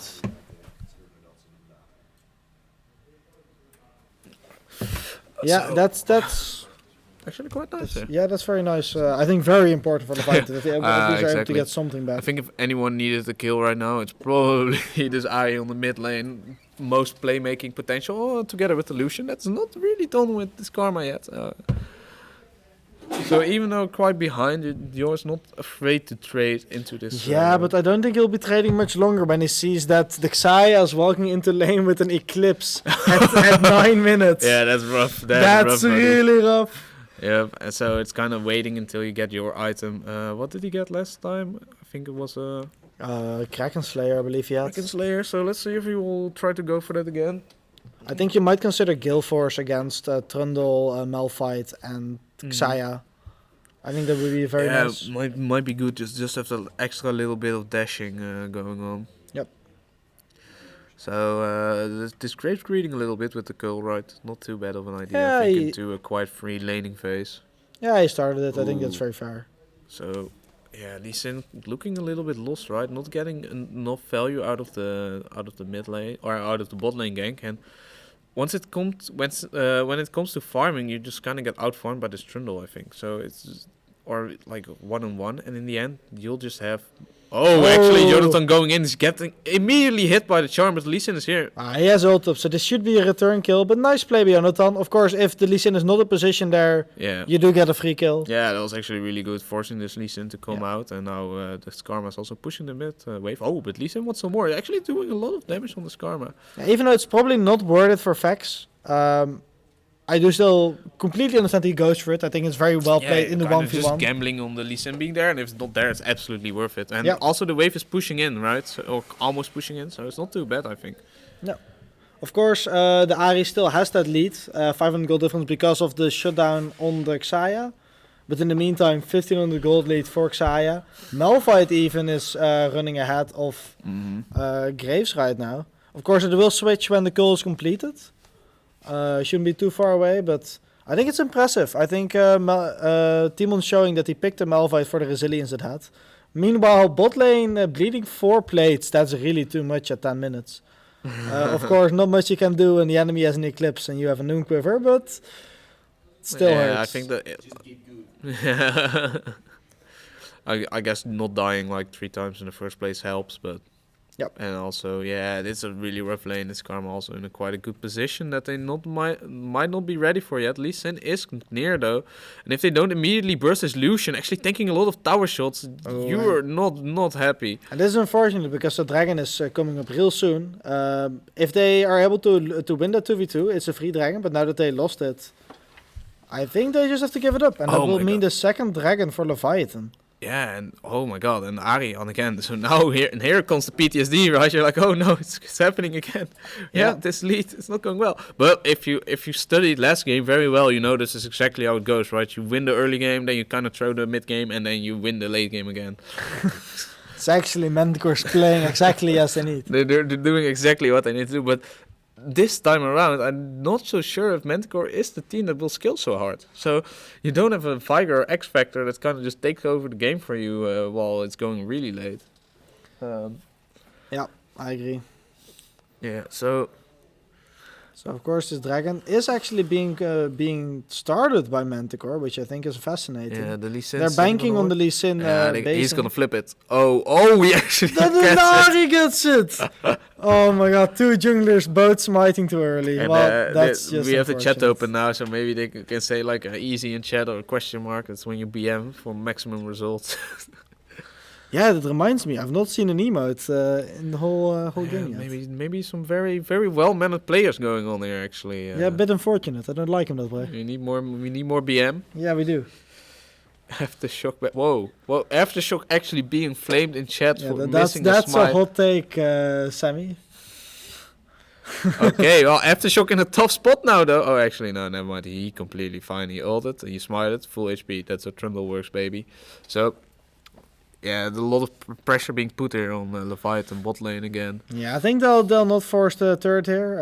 I don't think they should, because Lee Sin, Ari should both be coming over. And They Grace actually are TP. doing something interesting, right? Trying to intercept this Vex, getting countered with the flash. So the ulti, let's see if the charm connects. It does not, in fact. And the Ari really low in mana. What? That was a Lee Sin. Oh, he is trigger happy. Yeah, dead. Yeah. So yours dashing in. Do it. Oh, that's even better. That's That's a nice attempt by Joris, but unfortunately not enough. And that That's should too many mean the teammates. bot turret finally falls. Yeah, so I like the idea of kind of waiting for this Vex, but of course the dash counter when you're in that 1-for-1 or 1-on-1 situation for that short time, you can get countered, and Ari almost out of mana isn't really doing anything at that point. Yep. Ari has completed the what they call it, the Luden, so a small power spike actually. Yeah, even though Leviathan is fighting back quite well, with the bot turret falling and this fight going in their favor, it's again a 3k gold difference, and it's again Xayah being almost 3k of that lead. So Almost a complete lead is on Xayah right now. yeah, so that's not that's kind of scary, but also right.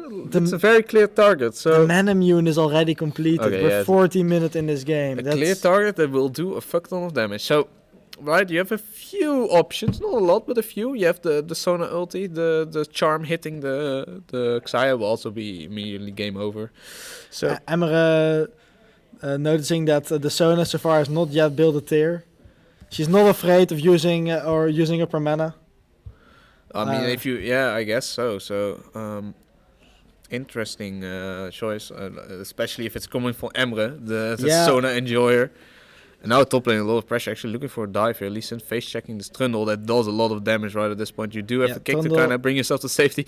Grace Yeah, at least he just was able backing. to. Oh, but TP is up, so He was able to wait out the Trundle ult with it, so that's. yeah, but this is this is kind of bad, right? You're getting dived by 3 people. You do have some stuff up. Oh, but if it's okay, maybe I'm wrong. Good attempt. Good. Oh, And that's Ari, and that's exactly what you want us to clean up crew. and that's actually because Kaiji was able to stall just long enough together with his shield bow to make Matthijs get enough turret shots to the fact that Emil had to tank the turret, and at that point it's very difficult to deal with an Ari coming in. Yeah, so actually, So props to Kaiji for wanting to risk TPing in there, trying to save Bas, and then being able to stall long enough for Kevin to clean it up. yeah, I was like maybe soft flaming the TP, but I didn't see the Ari moving over, so then it kind of changes the perspective. It's actually quite good for Leviathan here.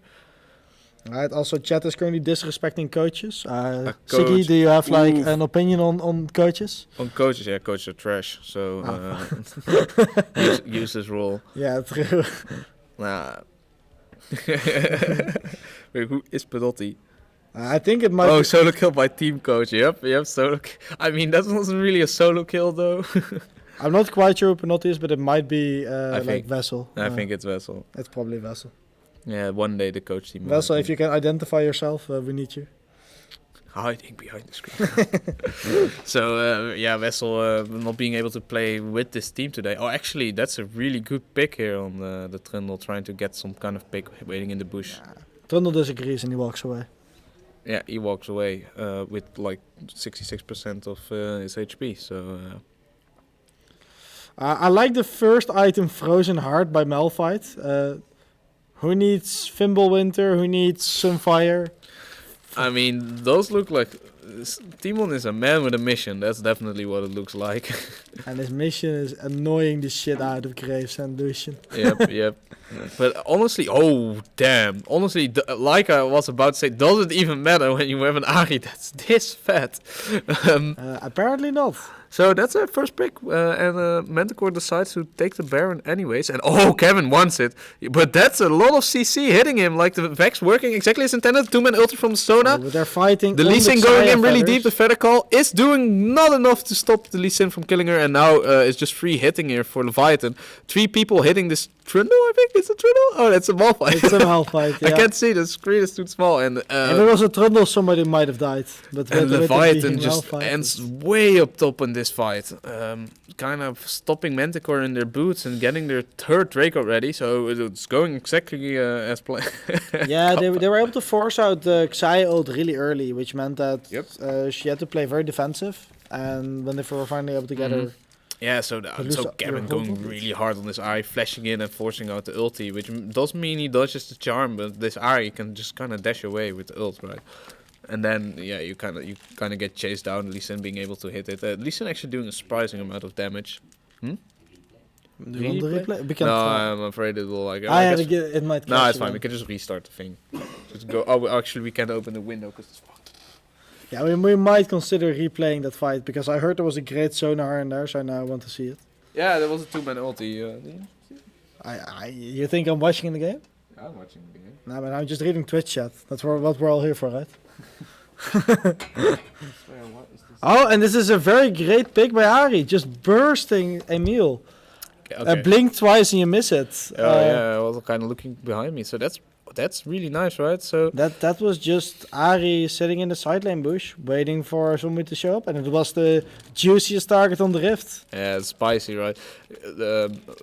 Boss choosing to go mid. Actually, with these 2 mid laners in Leviathan, the jungle not being able to play, and Kevin be like, "Fine, I'll do it myself." He just picks the Ahri and carries his team, right? Yeah. Guess that's one way to coach your team. So currently, the gold is kind of equal. The Xayah is still very fat, although Ahri is now just as fat.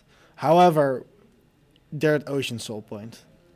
If the team with Sona gets Ocean Soul on top of it, how are you ever killing them with Manticore's lineup? They have no hyper carries. They don't even have that much burst. Vex is like a Pokemon. Yeah, it's honestly looking very grim for Manticore already. I think kind of slowly being choked out.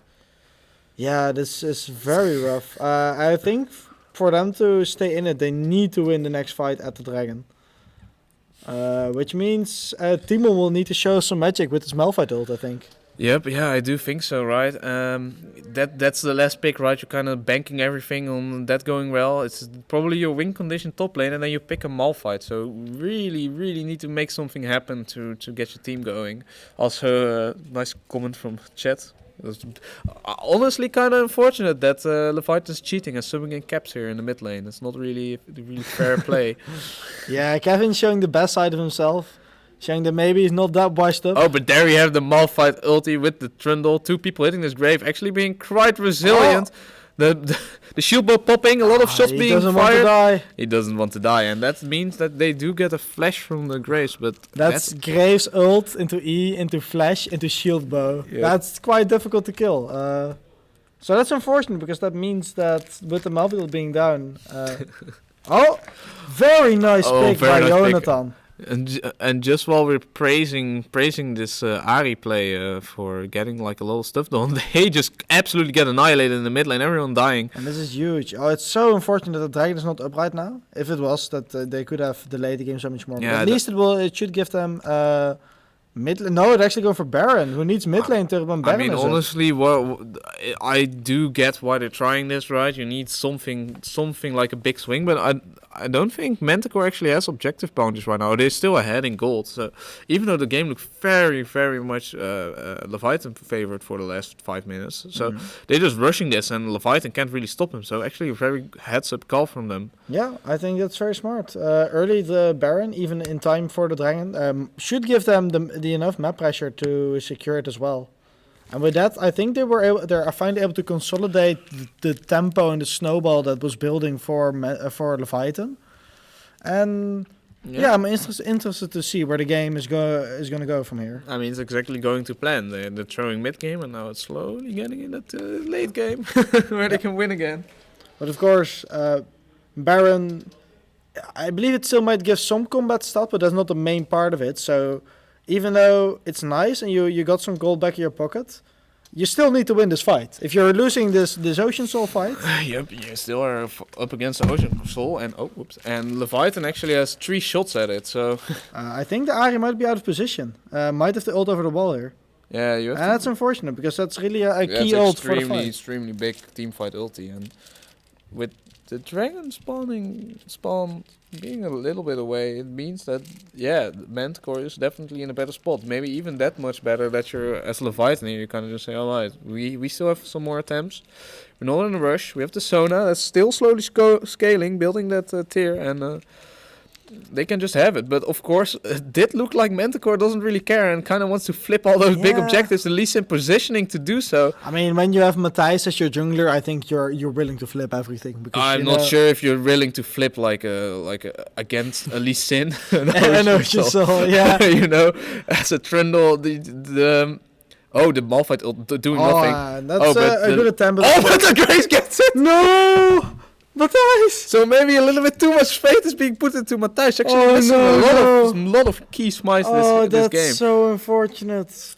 Ooh, so Matthijs kind of choking when it matters most means that Leviathan gets their win condition going. And yes, they do get a kill, and yes, they do almost get the mid tower out of it, but honestly, is it even worth it at this point? No, I just wanted to praise Manticore for playing the vision very well, waiting out until the Lee Sin had no other opportunity than going in blind. Well, he tried, was too early, so they did everything correctly.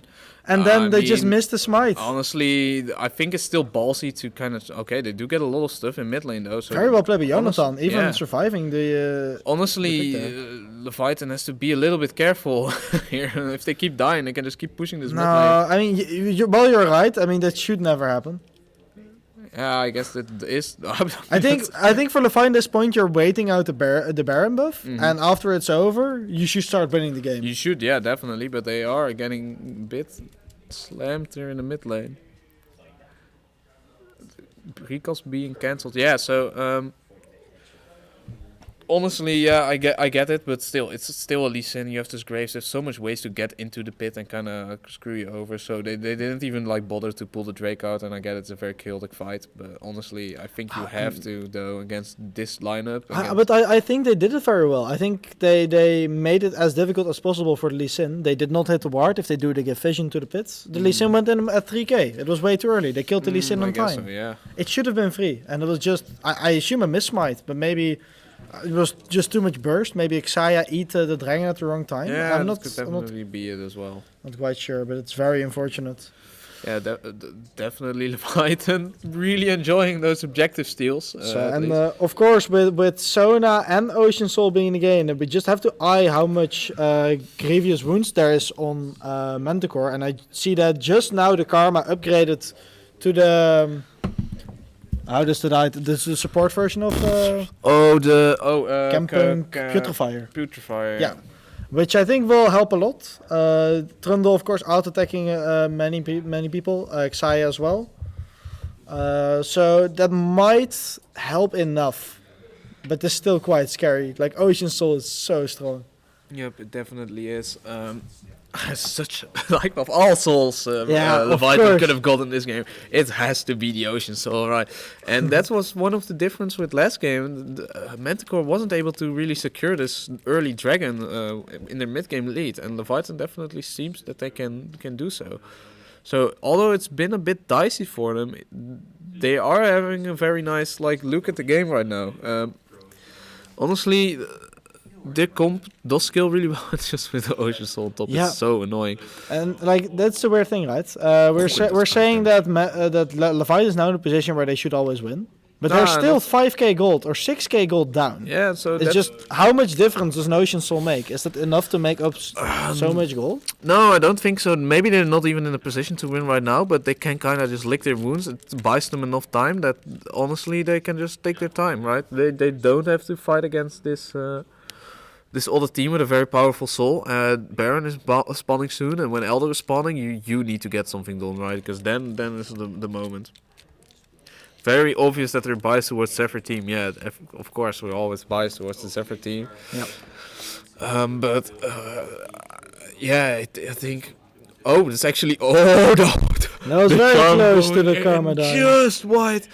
And that's just kind of right what you want to do here as Leviathan. As Ari here, you kind of want to look for those picks, look for the cullings here also, and kind of get a lot of damage down here.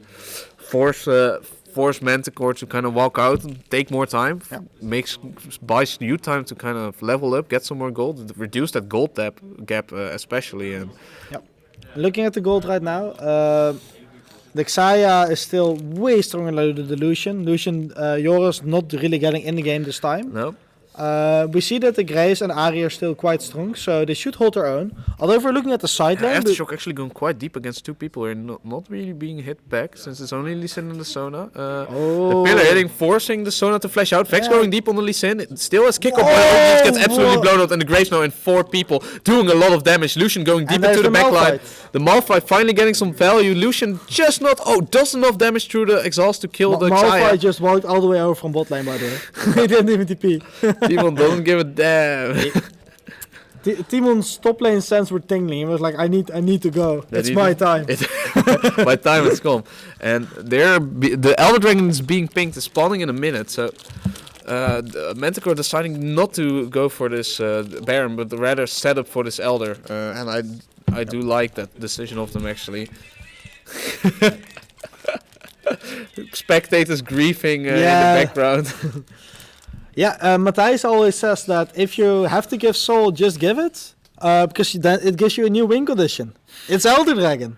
That is true, and honestly, it's Leviathan with his soul not that far ahead that it will be a free Drake for him. Actually, Manticore going for the very early base so they can get this setup instead of the Baron, and it's paying off for them greatly, right? Honestly, almost entirely dark for Leviathan here. Yeah, it's not easy to face check. You don't want to face check a Vex combo. You don't want to face check a Trundle. Yeah, so It's let's see difficult. how Leviathan can get their way into the jungle with Elder already spawned. And Manticore decides to set up a trap here, which I actually do like a bit about them. Manticore can probably feel the pressure now. They know they want to see at least in throwing his cube. Oh, but that's a great Malphite ulti in the trap. Sona instantly gone. Sona instantly gone, and that's kind of the win condition for the team right now. But the Karma gets burst. It's only the Karma though. Lucian dying in return. And This should be Elder, right? it's a quick stalemate. Manticore moving towards the Elder. Is it? It's against Leviathan. They can probably steal it. They can probably steal it. Grace getting some damage in on the Vex. Ari ulting forward. The Trundle actually spotting the Ari here. The Charm not being thrown. I don't think yet. there are enough engage tools left on Manticore's side to force a The fight. Vex actually kind of finding a flex on his grave. Graves dashing in, getting like nice the shield bow is damage, being nice popped, damage. but it keeps hitting. Now the combo is on cooldown. Lee Sin kind of still looking. The Elder pulled out, but it does a lot of damage. They're all focusing on this very tanky I Malphite. really think they should just flip Elder. it's so bad, but I think you have to. Oh, but if Elder gets reset, and now you're buying a lot of time. The Lucian already but now the respawning. The Sona Sona is is getting back in. respawning. People getting back, and Leviathan, the leftover team of Leviathan, doing just what they need to do to stall this Elder Drake out, and they live to fight another day. And now the Xayah needs a base, and it gives the opportunity for Leviathan to maybe consider starting up the Elder themselves. Damn, and that was such a good trap for Manticore, but it just was not enough to really stop Leviathan from taking this Elder. Yeah. So now they're looking to set up again, but a lot of pink wards, a lot of resources are depleted, right? Only a few people got to base. Now Manticore will have to do it again. They're way stronger still, but your Malphite does not have flash. So the fight they were able to find just now was because of a great. Oh my god, that's such a good pick here from Kevin.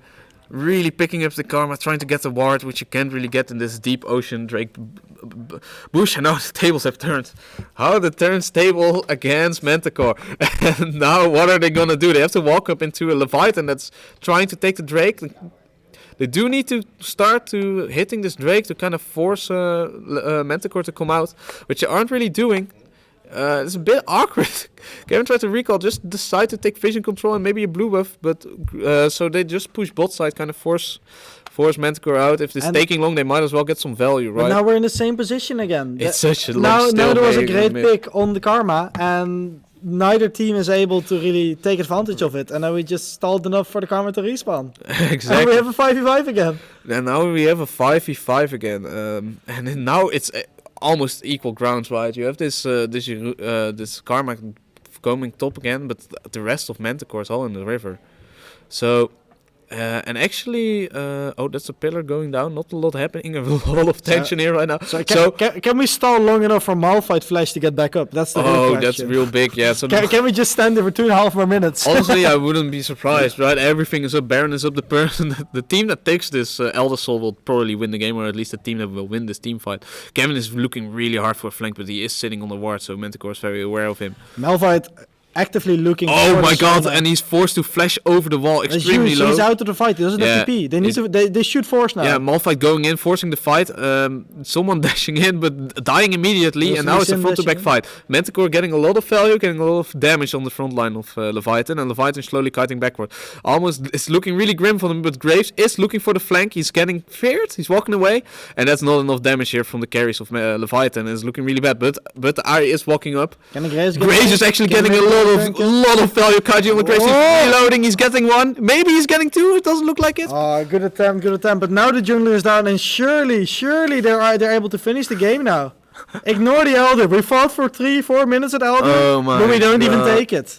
Oh yeah, they finally got the fight. It's a bit split. Looks like Matthijs wants to go this for is perfect. Oh yeah, Matthijs he's just gonna interrupt the backs. Yeah, he's not dying to this. This is great. Yeah, exactly. No ulti yet for the actually. The Lee Sin is too weak. He can't defend it on his own. People are respawning on Leviathan. So if they do not end the game here, it's an Elder. So they need to Oh my god, they burst the Lee Sin though. Kevin has to recall really quickly. Sona Lucian spawning. It's gonna be extremely close. Sona ulti, I think, up as well. They need to flip it. He has to do it. The ulti, that's one stun with the ulti. They're trying to flip the Fox and Nexus. Lucian getting a lot of damage. Also killing the Vex. Vex getting one back. And Sona is pushing Manticore away while everyone in Leviathan is going back to the base. So oh my god, it's actually extreme. Next time we zoomed out a bit further for the dragon fight because there was so much to see, but we'll zoom in a bit more now. It was so extremely close. A little bit of undecisiveness from Manticore actually here makes it so that they don't get either the buff or the base. So yeah, I think they really believed they could enter. I think Matthijs made a good call trying to interrupt the Ahri, because the Ahri is of course the final piece of wave clear they had. But the respawn times of Lucian and Sona were just low and low. Close. Yeah, especially the Lucian stalling just enough time. So many little factors going in. And okay, what the fuck, Kevin? Oh no, Kevin! And Kevin gives and Kevin takes, and he decides to throw the entire game while walking in the base And we went from claps to craps. That's very unfortunate. Kevin is like, I can win you guys this game and I also can lose it. So are we now trading Elder for Baron? Or are we ignoring Elder once again? And we're just walking mid again. Malphite still got his ulti up, so he can kind of walk up I think you're going to try to end right, because there are no turrets left. You're 5v4. Extremely fat carry of Leviathan is still in the game. There's a lot of damage going from the Graves, but culling on the Lucian actually is a very good target. He's still living though. The Sona and the Ocean Drake doing a lot of ping off a lot they of should dividends. just walk They're over. just walking it Trundle down. doesn't Like care. Trundle Ignore zoning them all. Just bite the you're Nexus. yelling hit Nexus, and it looks like Leviathan or Manticore Please is hitting hit the the Nexus. Nexus. They're getting the kill on the Lucian. They can't Alright. finish it, and that is the end of the game. And close Manticore game. blesses us with a game 3 actually. Wow, that was Holy impressive.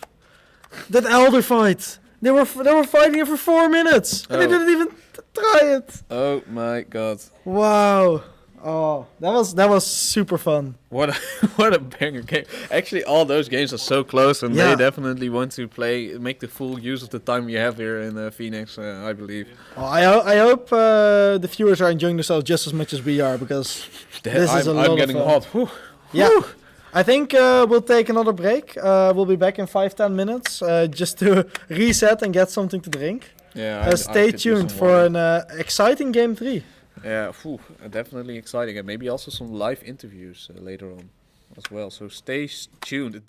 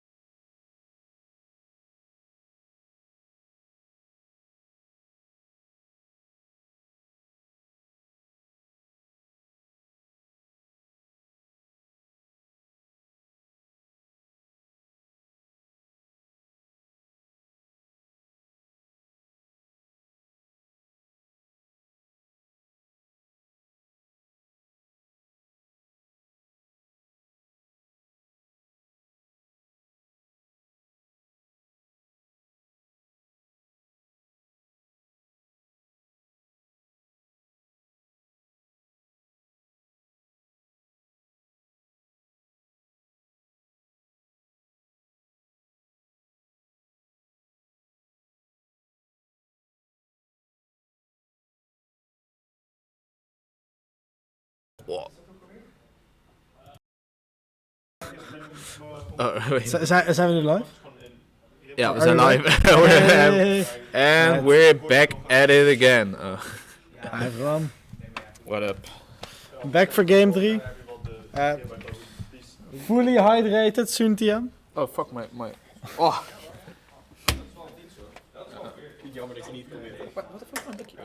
It looks like Leviathan actually chose to switch sides this game. Switching up the bans as well. Instead of banning the Jarvan, they ban the Karma.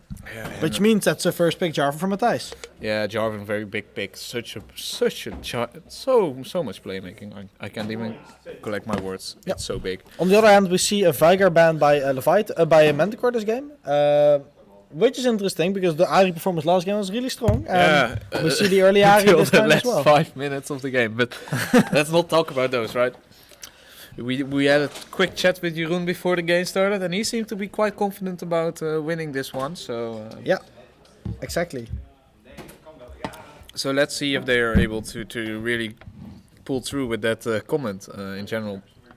Honestly, I like that both drafts are kind of mixed up, makes it a bit more exciting. Yeah, different junglers especially. That's cool. The effects with which I have to say, Jonathan had a great performance last game. It was a lot of value on the effects in general.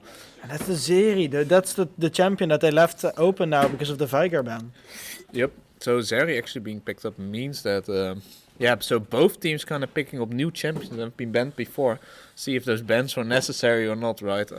With Zeri, I think Joris having like a stellar performance on game 1 and a bit of a lackluster performance on game 2 means that kind of the world is balancing on his performance again this game, and I'm really wondering how much he can get done with Zeri, which definitely is the champion to get a lot of stuff done. Yeah, but I think it's such a risky call to make in a final game. Like if you ban it 2 times, you're clearly scared of the champion, right? Uh-huh. And then the last game, you decide to ban Veigar, which wasn't even picked in the previous game. Mm-hmm. To leave open the ADC Well, ban every game. that's probably that was probably because they wanted to pick Vex first rotation, right? And now the surprise they already picked it, so it's not a surprise anymore. So then they can kind of pick Vigar into the Vex, which is probably not that good of a matchup. And we see the most recent bot lane in the league, Zeri Renate Glask. Can't get more recent than that. That's a very, very new, what was it, 200, 300 years of game design experience, 2000. Yeah.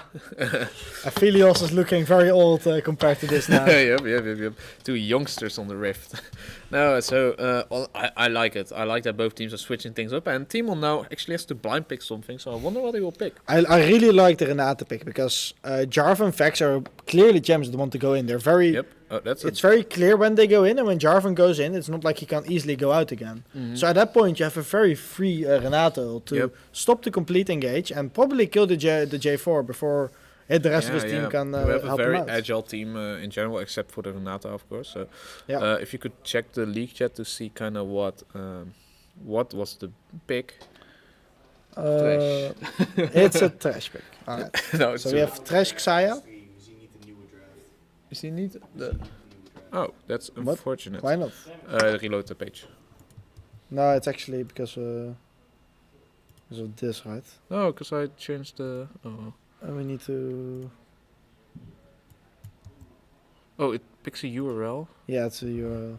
Oh. So sorry about that. This is the current draft. Clearly, we all knew that. Yeah, I'll do that. And the missing pick on Manticore side is a trash. Trash. So trash chase and then Ornn being picked into it. Whew. Ornn, that's... and you know what they say about Zephyr Ornn. And not only that, but we know what Broken Blade can do in this champion against Ornn, against the Jace. It looked really strong, even in the 1v1 already. Yeah, but that's Broken Blade is a different player, even though Kaiji is definitely a high caliber player. Every Zephyr player, of course, is. And you know what?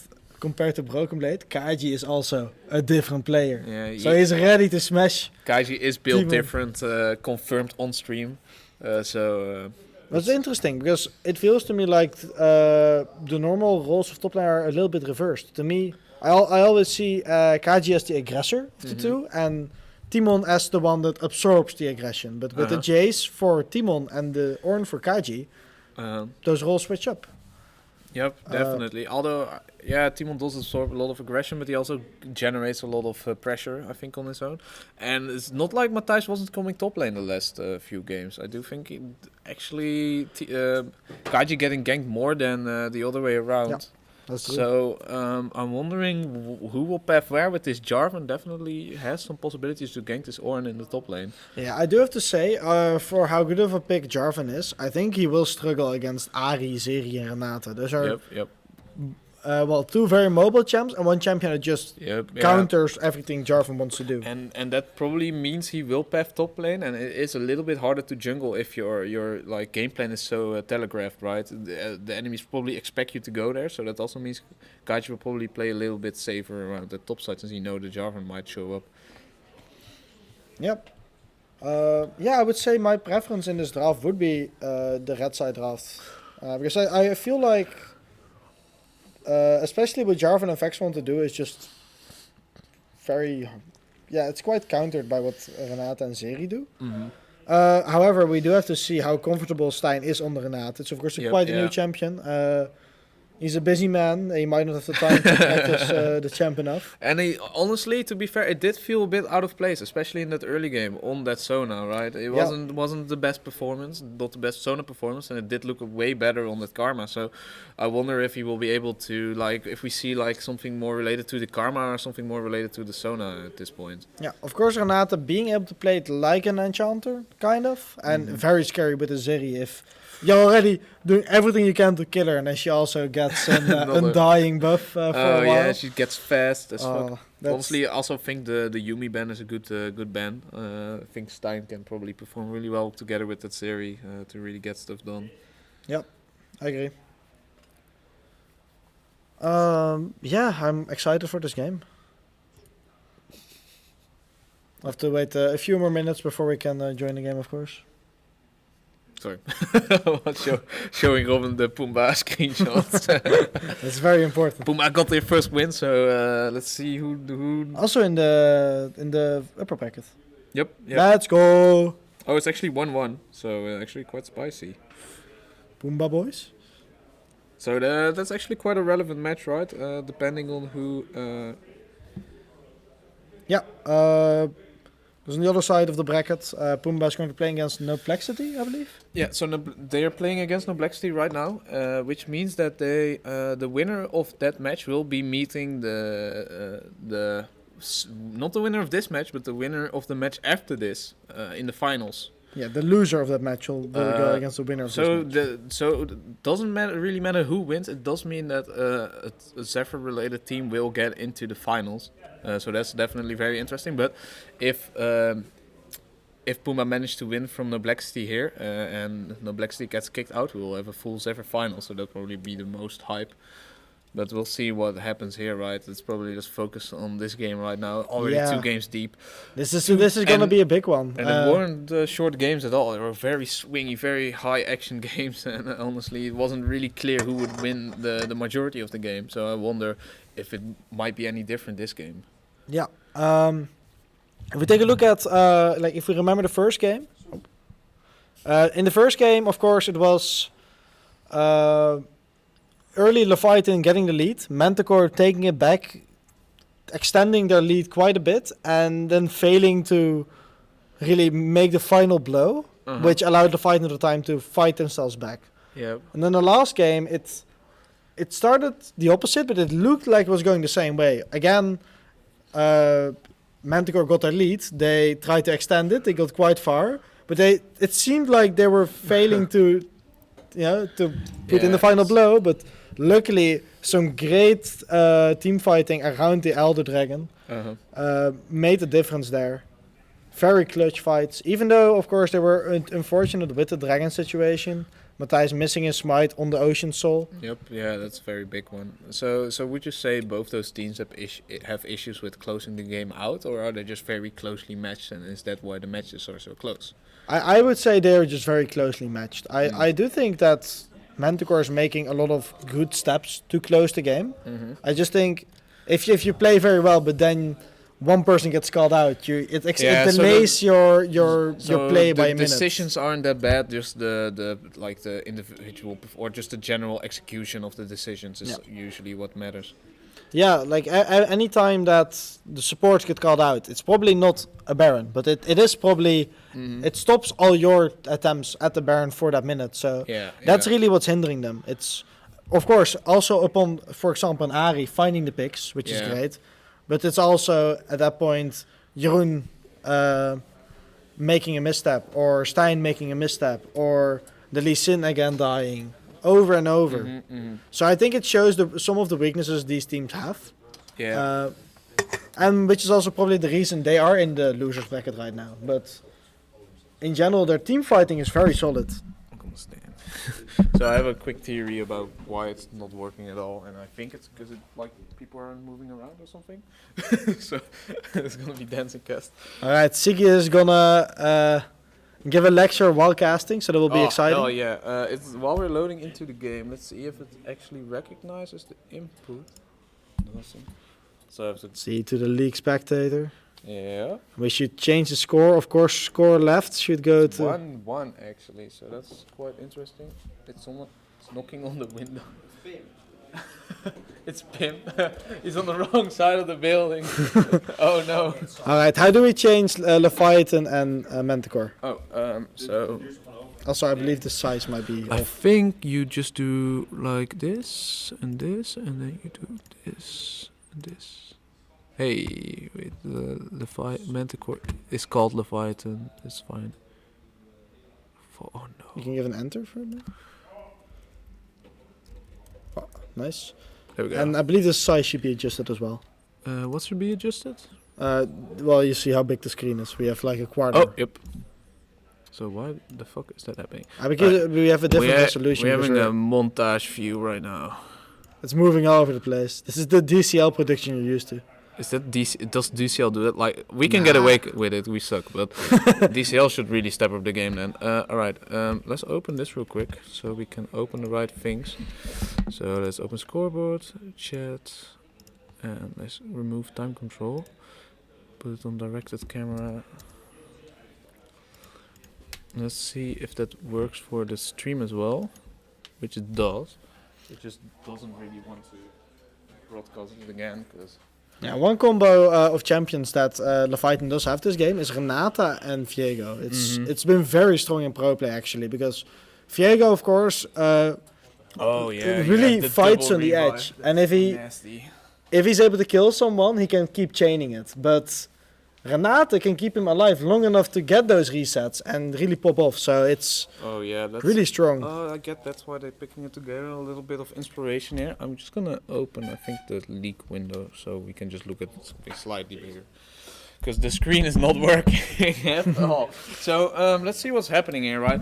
Is there anything spicy happening? Some disruptive pathing? Doesn't look like it. Both junglers starting top side actually, which means they probably want to path towards bot side, or go for that early lane gank. But I don't think Matthijs will do that. Yeah, we see the first strike by Matthijs, which indicates that he's going tank Jarvan. I've talked to him about it. If you play AD Jarvan, of course.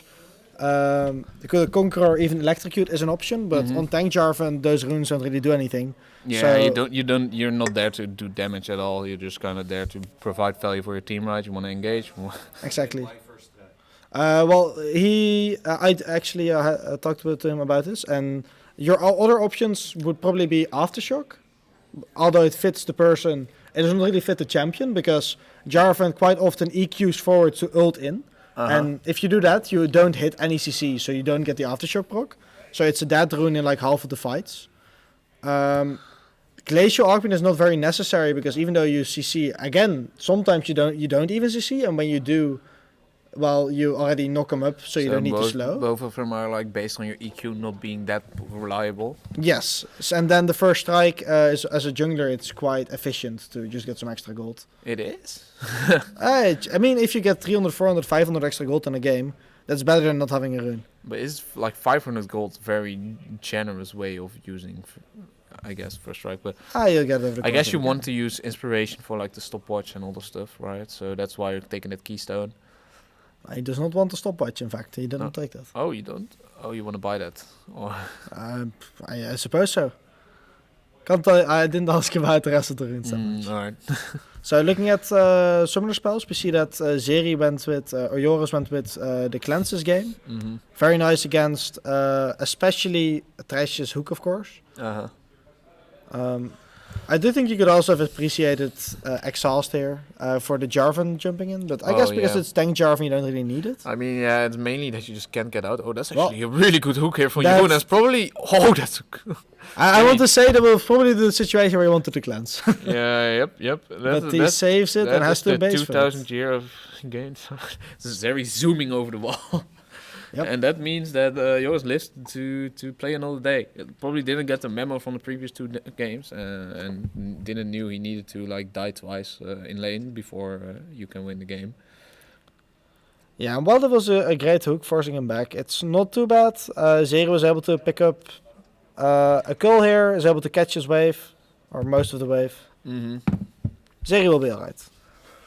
Yeah, I guess Sari will, and that means that it isn't too bad of a start, even though Jeroen got quite a good hook there in general. So first impressions of this Renata, is it different from the Sona? It's really hard to tell, right? Oh, well, it's definitely different. It does a lot of different things. Yeah, I guess even so. though the ults are a little bit similar. So if you compare the laning phase, right, which one would be stronger in general? Definitely Renata. Yeah. I would say that Renata actually has some threat against Xayah Thresh. I would still prefer playing the Thresh side of the matchup, but you can definitely trade way better. Sona is just poking and like even like using the heal, it's too expensive probably. Well, the board just walked in, so we're not quite sure, but if we should be scared. But No, I was like We are hyping in- up to join the viewing party, but the monitor is still not working, even though I tried to fix it. So it's gonna rip. happens. Wait, maybe Sammy can just put on the stream. That might be better actually. So while we just look, huh? Alright. Siggy is just fixing nice hook on the Zeri. Again, not using her cleanse. I really think she's too saving it too much. In the meantime, Matthijs finding a gank on the Ahri in the mid lane. This might need my laptop. Alright, we're just solving some issues here. Hold up, because I might have the problem because the HDMI port didn't work, right? Or is This is not my laptop. Alright. Wait, that wasn't your laptop. Yes. Okay, sorry. No problem. Bad. It's not going bad. The stream is going well. The screen is not going well. Jinx is not in it again. Alright, and that's a nice pick on the Viego. Tried to walk away, but found Jace in his way. I think the lights and the demon might be connected. I don't know. So, Vex probably wants to base after this wave on the mid lane. As we see this all in. Surely Jace will be able to get out right. No solo kills from Ornn this game. Don't do it, Kaiji. No! Kaiji! Oh no. Kaiji got baited by Timon. Right into the willing hands of Matthijs.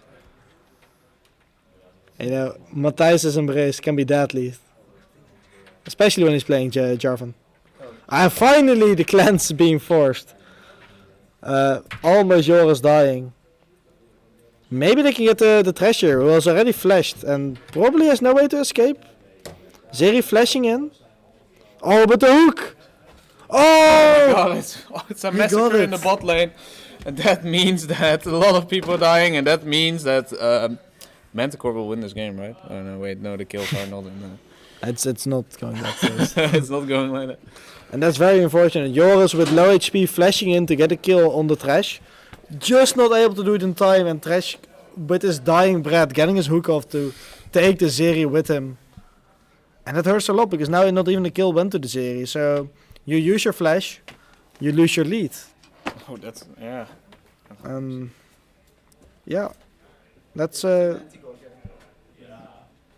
Welcome. There are more spectators walking in here. Spectators walking in. Why is Great to see that we have some people on site to watch the game with us. 1080p, let's go, baby. Look at that amazing quality. The beamer isn't way better anyway. Alright, so for anyone joining new right now, you want to give a quick recap of what has been going on, Robin? In this game, so far, most of the action has been going on in the bot lane. We had Xayah and Thresh, especially the Thresh hitting some nice hooks on the Zeri, who has not been willing to cleanse most of those hooks, which saved her in the end to get away from the last one.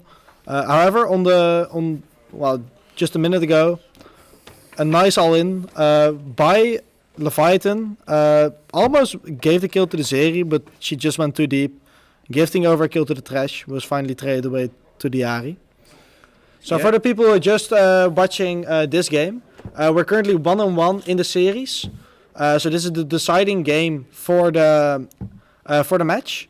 The winner of this game will go on to face the loser of Pumbaa and Noblexity next week in the semi-finals of the tournament. Yeah, so it's quite hype. Previous games were super close. And nice attempt, but really too risky without minions to go under the turret there. So I think it's good that Leviathan back away. So, so 2 very long series in general. I think both went to above 40 minutes, right? And kind of ended up being a very long and extended Elder Drake fight. So both teams might be kind of pulling the ropes, being a bit tired from all the gaming they have been doing. So, and I'm wondering, like, the early leads didn't really didn't appear to mean anything in the previous game, and mid-game leads didn't mean anything at all either. So, really interesting what it will mean for kind of both those teams, what they want to do. You really want to win. Everything is on the line, right? If you lose this, you're out of the tournament. So. Let's see if they can pull some miracle plays, right? Joris had an amazing performance in the first game, and the second game kind of lagged behind. The second game was Emil pulling the strings from the bot lane. Exactly. So Emil and also Jonathan kind of stepping up on this faction, which is on again. So definitely a lot of possibilities there from the different lanes. And Isari struggling quite a bit actually, 30 CS behind against this Thresh Xayah lane. Mainly because Jeroen has been amazing with his early game hooks. He is at like 4 or 5 already on the series, which is way too many. So I guess taking away the karma from the equation really helped Manticore, Manticore, because Jeroen I think probably Thresh his pocket pick almost. It's the same for Xayah for Emil, so that means they're really comfortable in this matchup and also these champions. And F-Shock actually getting an engager on the Jarvan has to help us, because Jason actually fights in the top lane as well. Sides. The hostile takeover, I think it is, makes sure that the Xayah gets the first goal, and he actually gets a lot of damage on the Xayah. Gets the he's dying. He's dying though. That means that Renata doesn't get the ability and he can't catch up. That means the Xayah gets away alive, and then in the mid lane the Ahri tries to get the pick here on the Zeri. Not the Zeri, the on the Vex. A lot of names on the Vex, and all lanes were just decide. All right, let's just fight. Yeah, that was so close on the bot lane. It was like Emil on the Xayah with like 50 HP left, 1 auto attack needed from the Zeri, and he was able to turn it with his ult. Yeah, and he was like stacked up. He was a lot of movement speed, so it was extremely close in the end. Just the personal outplays coming in really clutch there, and I'm not sure if someone died in that top exchange. But Viego's chilling in this bush right now, so I don't think so. I don't think charm going just wide. So in the end, only a 1-for-1, I think, or 1-for-1, nothing more in all those exchanges. So extremely close, extremely aggressive from both teams, not afraid to fight at all. Yep. So now that the dust settles, we have a 2k gold lead for Leviathan and a 1 dragon lead. That's quite decent, I would say, for Manticore actually. So they're doing quite well for themselves, especially the bot lane is really pulling ahead. Looking at it, they're again 1k gold ahead. Yeah. The other lanes are very equal. So, hook just going wide. This might be a little bit deep. Yeah, the Thresh forced to flash out, and now Yeah. this Xeri actually blast coning out of the Jarvan ulti, which means That's a lot of safety. damage. It's a lot of damage. Also very. He could be close. looking to dive this area now, right? Yeah, no, he's recalling. He has to back, and that means if they manage to shove this in, they might be able to deny some waves for the Xeri. Yeah, nice play by Manticore once again. Viego got his Divine Sunner as well, so also in a good position. And Yeah, and we're at the point of the game where most mythics are kicking in. oh my god, they're getting so much damage on this tower again. Kind of feels like Manticore has the edge if Leviathan doesn't get like early kills. But right when I say that, this Vex just almost gets solo killed. With the Viego following up, the Lantern not being able to help means that it's an absolute solo kill here for the Ahri in the mid lane. And meanwhile in the bot lane still fighting, the Thresh diving. Also Takeover now acting up, making Good Xayah sure. ult to stop that. Otherwise, he would have probably killed his own Zeri teammate. still going with the Ahri following up, cleanse being used, very speed up, Viego going in, Lantern is used, flash into stun, the takeover There's has some happened, and anti-synergy. that's Xayah with Xayah takeover, and it means that there's a lot of kills being generated here in the bot lane. Yeah, for Leviathan. Emil might have been able to get away if he didn't flash before taking the lantern. Of course, Mm-hmm. he flashed just as the lantern was thrown. He couldn't have known. Yeah, but it's just a slight miscommunication or a slight mis-synergy, and the Viego was hungry for more. The aftershock being quite low means that he can kind of just walk freely into this jungle. It's gonna take this red buff. Matthijs not giving it away just yet. Oh, gets it with the swag flag. So red buff not being taken away just yet, but in general, extremely positive exchange. But still, across all the leads that Manticore has generated, they're still ahead. So it is looking bad, but they're just kind of equalizing the gold here, Leviathan. So it's nothing too bad, not too bad of a position to be in. Yeah, and you do feel that if Leviathan is able to keep this game equal, they should have the better team comp in the mid to late game. Yeah, and Ornn at some point just generates so much value, right? Yeah, It's just a Ornn, value Zeri, machine. Renate, it will be very difficult to team fight against this. Mhm. So I think Leviathan will be quite happy with the position they're in. Of course, you're not happy with the dragons going the way of Manticore, as they're looking to pick up the second one. Viego is getting hit by the Jarvan. 3 people are hitting this guy a hook to finish it off, and that means a kill for the Vex. But the Ahri fishing for a charm doesn't hit it though. The stopwatch being used by the Vex as well means that they can freely walk away. And that's unfortunate, of course. Early stopwatch. Leviathan doesn't want to give up any objectives. Oh, I think they are actually. You might not want to, but I think you have to. They're kind of flipping every single objective, so it's almost a rare sight to see them not flipping it. So Yeah, but I don't think you can walk into a Thresh with ult, Xayah with ult, and a Vex with ult. yeah, you absolutely can. Doesn't mean they won't do it. So 4-4 in kills, but this time the Drake advantage going over towards Manticore. So that means I have some inside news. I heard that Pumbaa might have won their third game. So Pumbaa won there. Let's go! Pumbaa boys! Zephyr boy, Throw making me sweat with the 1-1. throw your Pumbaa boys or your Zephyr boys in the chat. Both are very appreciated. So I think now that Pumbaa is joining the stream as well, let's give them a quick introduction about what is going on. We're kind of memeing about having to win quickly so they can watch the match. So what is going now is Kevin dying in the mid lane, but mainly what has been happening across this 3-game series now is that both teams are very close.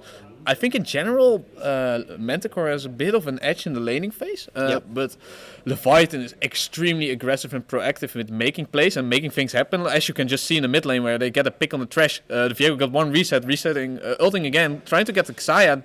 Just doesn't get. Oh, but he gets the reset actually, dies immediately. Though the hostile takeover only hitting 2, and then Cast Aftershock also dying here on the Jarvan.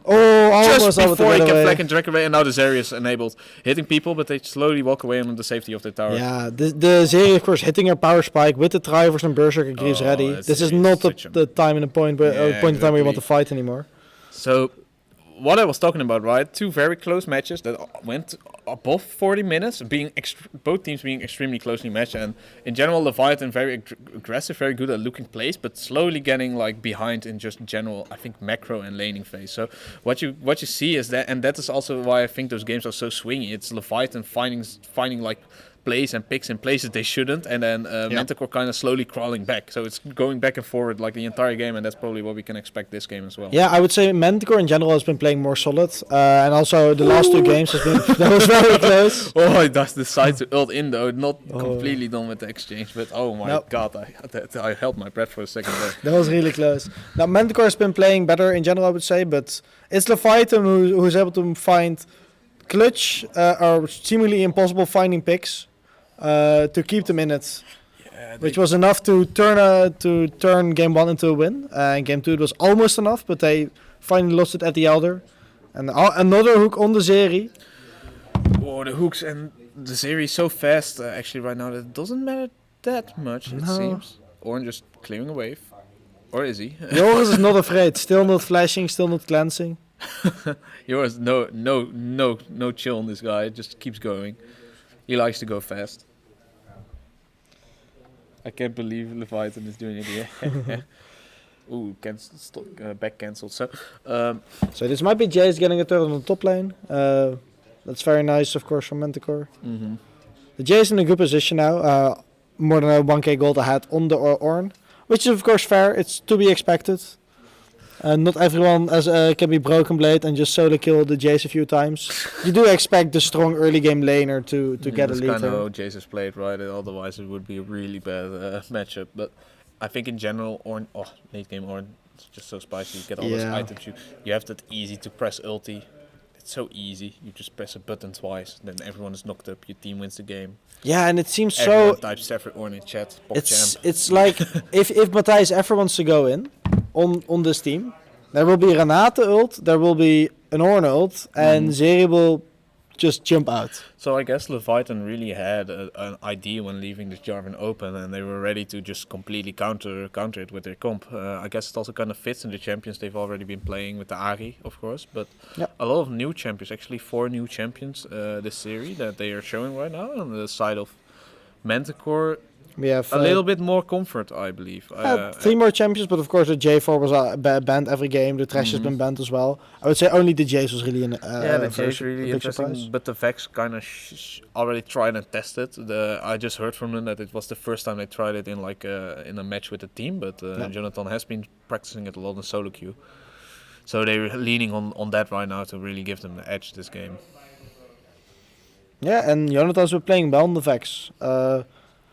Would have to say that both mid laners this game are going very close. Both the Ahri has been finding good picks as well as the Vex. Yeah, Kevin has been seen doing some really good plays and some really int plays, right? He almost single-handedly threw the previous game by just walking in the enemy jungle while Elder was up. Yeah, he likes flipping. But he also just got this amazing pick on the Jace, for example. Gets the burst, gets the shutdown here on the Viego, and that means that he gets a takeover. Actually, the Thresh hitting his own team. Yeah, the ult is so long. The Leviathan actually being really low here, but the Viego gets another reset, which but you have to get out. Manticore needs to run. So Viego getting this second reset, going deeper, trying to get this Thresh, getting this triple kill on the Viego, and that's just not enough damage. It's really close, but there's just not. Oh no! Oh, and then the hooks hit. Oh my! That's a 5-0 into the dragon. Or will they go for the Baron now? It looks like they're not sure what to do. They're positioning towards mid tower. I think they're taking mid and dragon, right? Yeah, I think Baron seems too aggressive. Yeah, I think they're taking mid and dragon, maybe even the second mid tower.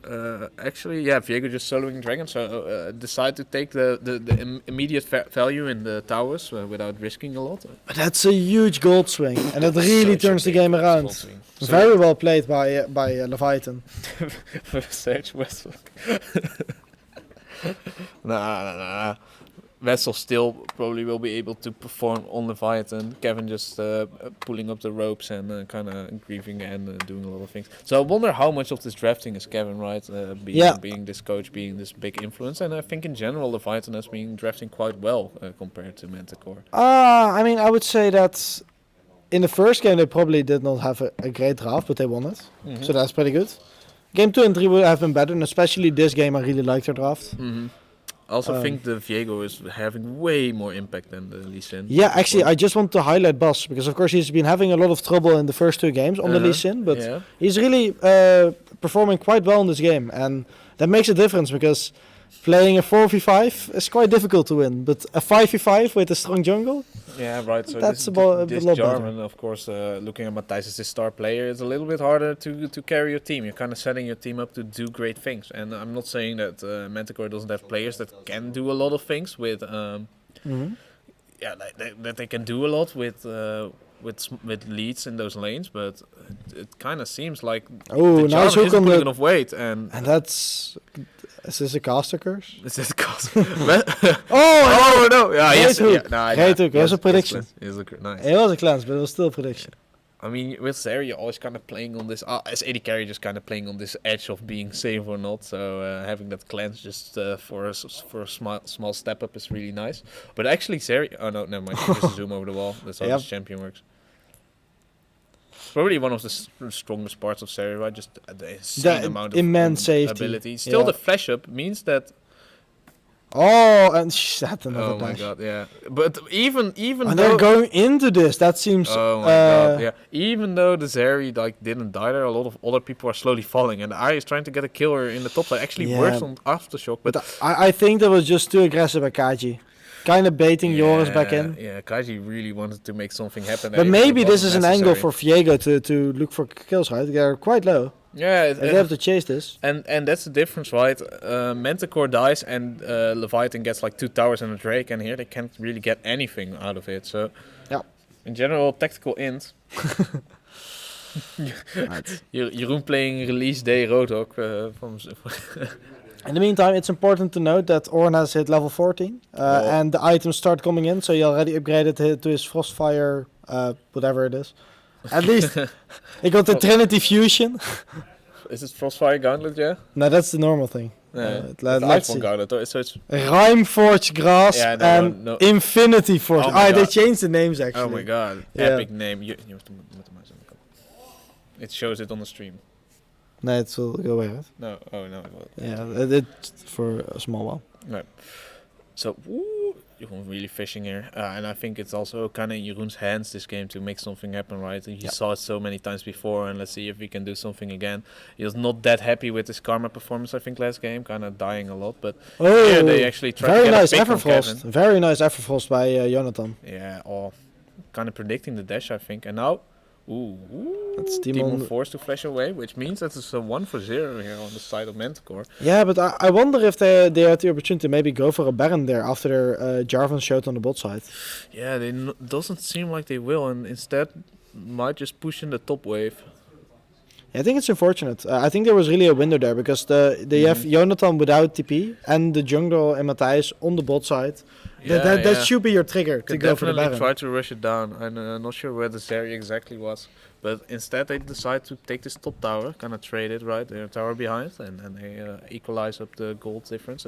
Still, Manticore with a small lead, but smaller than last game, so that's, I think, a big difference, right? Manticore or Leviathan in no spot at all where they're really far behind or worried about the game state at the point, and they're kind of sitting pretty here on this orange, slowly upgrading their items. The Zeri and the Renata just being such a deadly combo together with this Viego. It's just so, it all works so nicely together, and in this game where you're not so far behind that you're... And Manticore's team really feels like this looming threat, right? You have the Ornn items, you have Renata, Zeri, Viego, who are just so scary if they ever pop off. And I would feel very pressured as Matthijs, especially on the Jarvan, to find fights maybe find some flanks even. I think Manticore wants to accelerate this game. They don't want it to take too long. Mm-hmm. So you need this dragon. Yeah, you definitely need that soul win condition, and I think it's a cloud rig. Yeah, it is a cloud rig. Not the look is so not the on elder Winkle. Yeah, so look more on Leviathan's side for the Drakes, and actually Leviathan is the one starting up this Drake. So let's see what they can do actually this team fight. If you press A, it doesn't really matter, by the way. Don't have to for my actually Ornn ulti here. The Ahri has an amazing flank. It decides to ult away though, and cast aftershock, getting hit by the Charmer in the pit. That's huge. So the jungler is down. That means there's no one there to smite the dragon. If they win this fight, they can get Baron as well. Yep. Ornn gets a knock-up, but a lot of abilities have been used. Manticore very good together, nice and pick. The pick on the squishy's target Yeah, there. they should be Baron. Means that they can just slowly clean up this fight. Cleanse being used. Oh, nice escape, maybe. Oh, that's actually a very impactful solo pick here from Oh, but he Gets the missed. reset. Gets the reset. Oh, that's Oh. disgusting. Yeah, and that's the Baron at the end of it.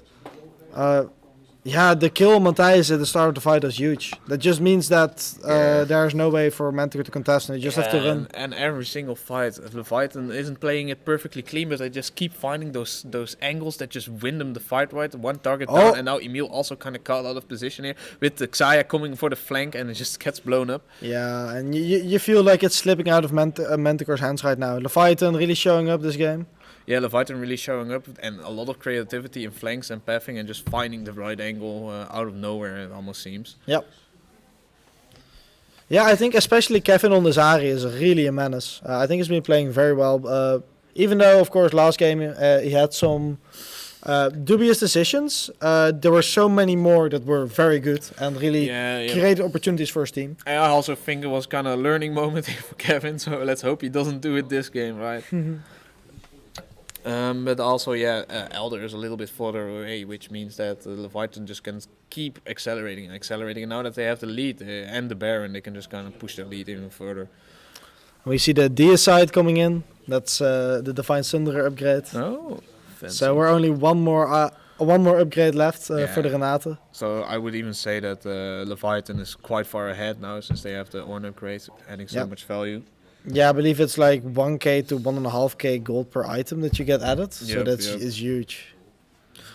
Yeah, that's so much gold efficiency, and now like the of course the towers are easy grabs for the outer towers are easy grabs for Leviathan here, but let's see what they really want to do with this Baron, right? They still have some time left on this buff. It looks like they're grouping up around this bot side, and Manticore isn't just gonna give it away that easily. So Matthijs actually looking for this. Oh, that's some damage. Maybe getting a little bit too hyped. The Orm ult going in. Xayah forced to ulti away. Ari being threatened quite a lot. Will they continue or will they just simply take the turret? I think they can't really go in. I mean, Joris playing frontline here. Okay, yours going really hard. There's a super very big knock up. The ulti going extremely wide, but doesn't matter. Zeri doing so much damage here. Oh my god, Joris once more, he's flashing in. Zeri is a champion, by the way. Zeri is a champion right there, and Leviathan just picks up so much. I would be very uncomfortable in that position as Leviathan, but it doesn't matter. Matthijs almost hitting the EQ on the Zeri, but like the small dash to the side to dodge it just means that it all so falls many down. dashes, so much stuff. And can Leviathan enter? I think they should. I Why think not? they have a very much. Kevin disagrees. He is not interested. He's like, I'll just want another fight, but. Yeah, they do have an end angle. At least take both of the outer turrets. There's so little risk involved here, right? If they die, they just nothing happens, so they can just keep hitting. And it looks like Leviathan is just taking the 2 kills and the Nexus here with a very quick and decisive end game. Actually. Yeah, and I just have to say that in the previous 2 games, I thought Manticore was able to, with the better draft, really get ahead.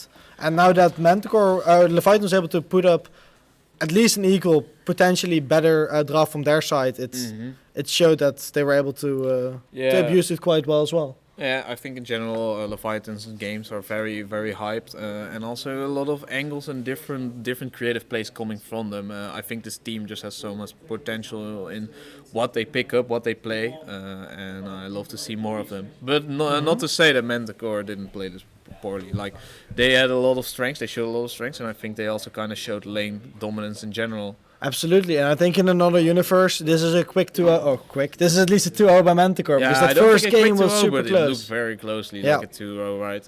Leviathan really had to fight to stay in the game, but in this game they fought even harder, and it helped them out a lot. Yeah, so I think it's time to thank Manticore for their efforts in the Talent League. I think they made it farther than they could have expected themselves, beating some big opponents, like Camarade last week. That's a really tough opponent to beat, so definitely surprised actually to see them win that. For sure. So I think they did very well, exceeding their expectations.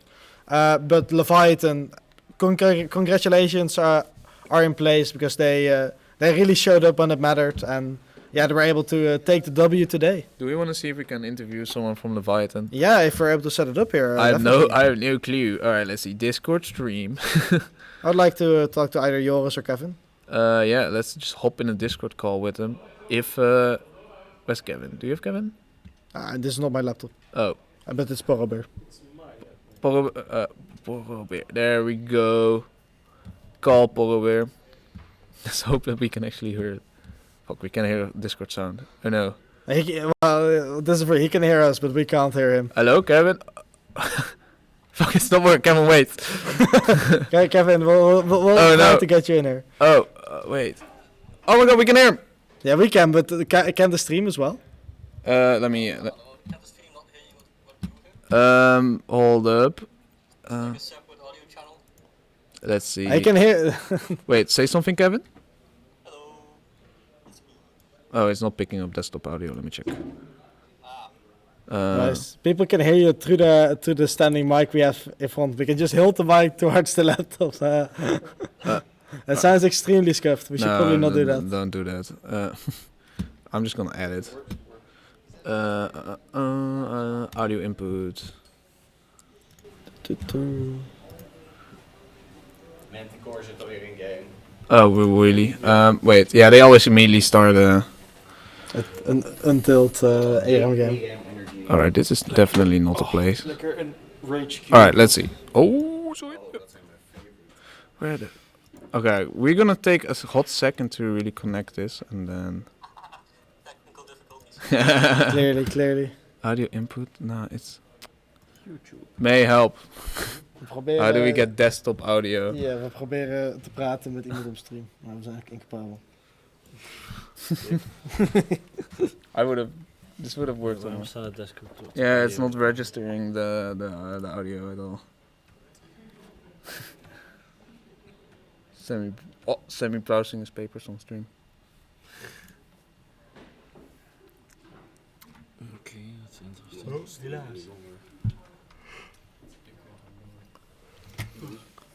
What is the audio input capture to? No, it's desktop audio, but... Nee, ja, desktop audio is gewoon een standaard die altijd aanstaat. Yep. Okay, wait. Maybe it's because Discord is on streamer mode? Could be. But it will like reveal your shit. Wait, Kevin, say something again? No. Okay. I don't think so. It's unfortunate. I mean, but we can hear you, of course, but... Yeah, maybe just add a scene and try that.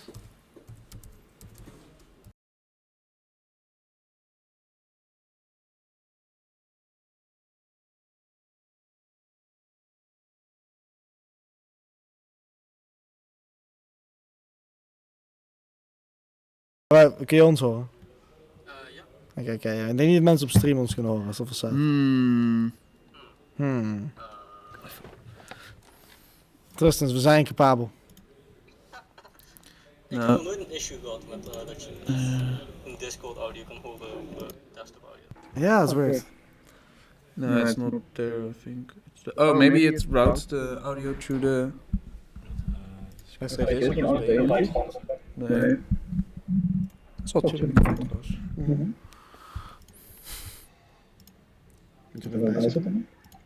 Oh, I think it's working. Wait.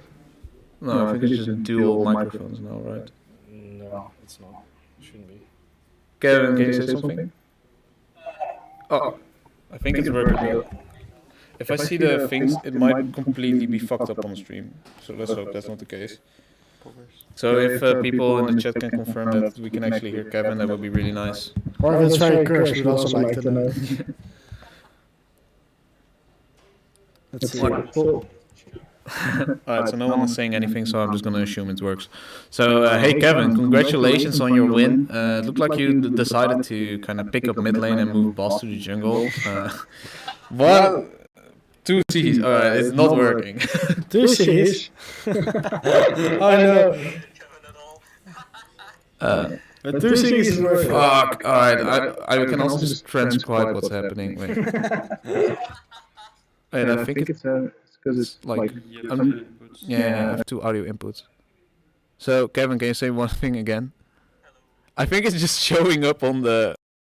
It's showing up because it like captures your voice on the same microphone.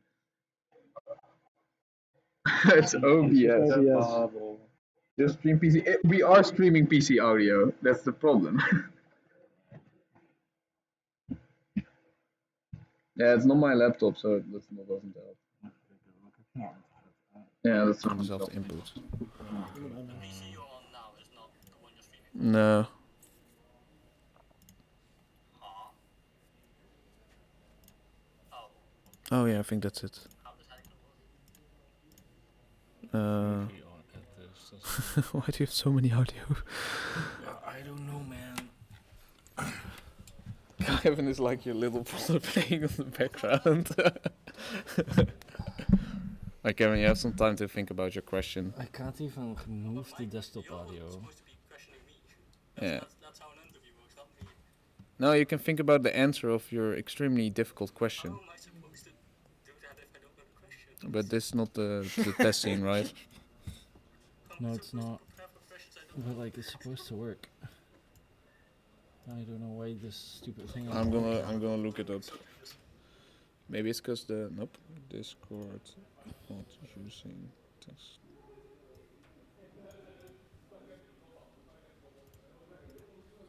Maybe you've just muted the. No, it shouldn't. No. Maybe we should just let Kevin go back that's to Steam and just close the stream. That's unfortunate. Yeah, I would like the interview, but Just shout, and you can read it out loud. sure. No, it's gonna be so shit.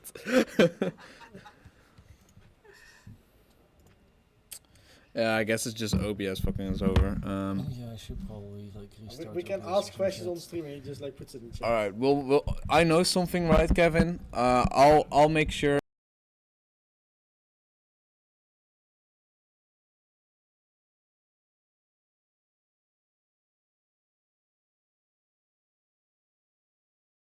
How does that sound? Yeah, sure, why not? Sure, right. Alright, in that case, Kevin, thanks at least for attempting to join us. Congrats again with your win.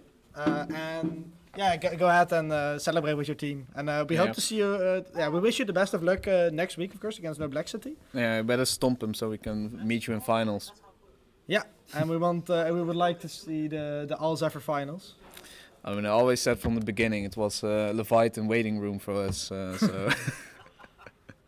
No, yeah, definitely. We already versus the Black City once, which I'm sure Yeah, you'll be able to beat them again. We have faith. Exactly. Right.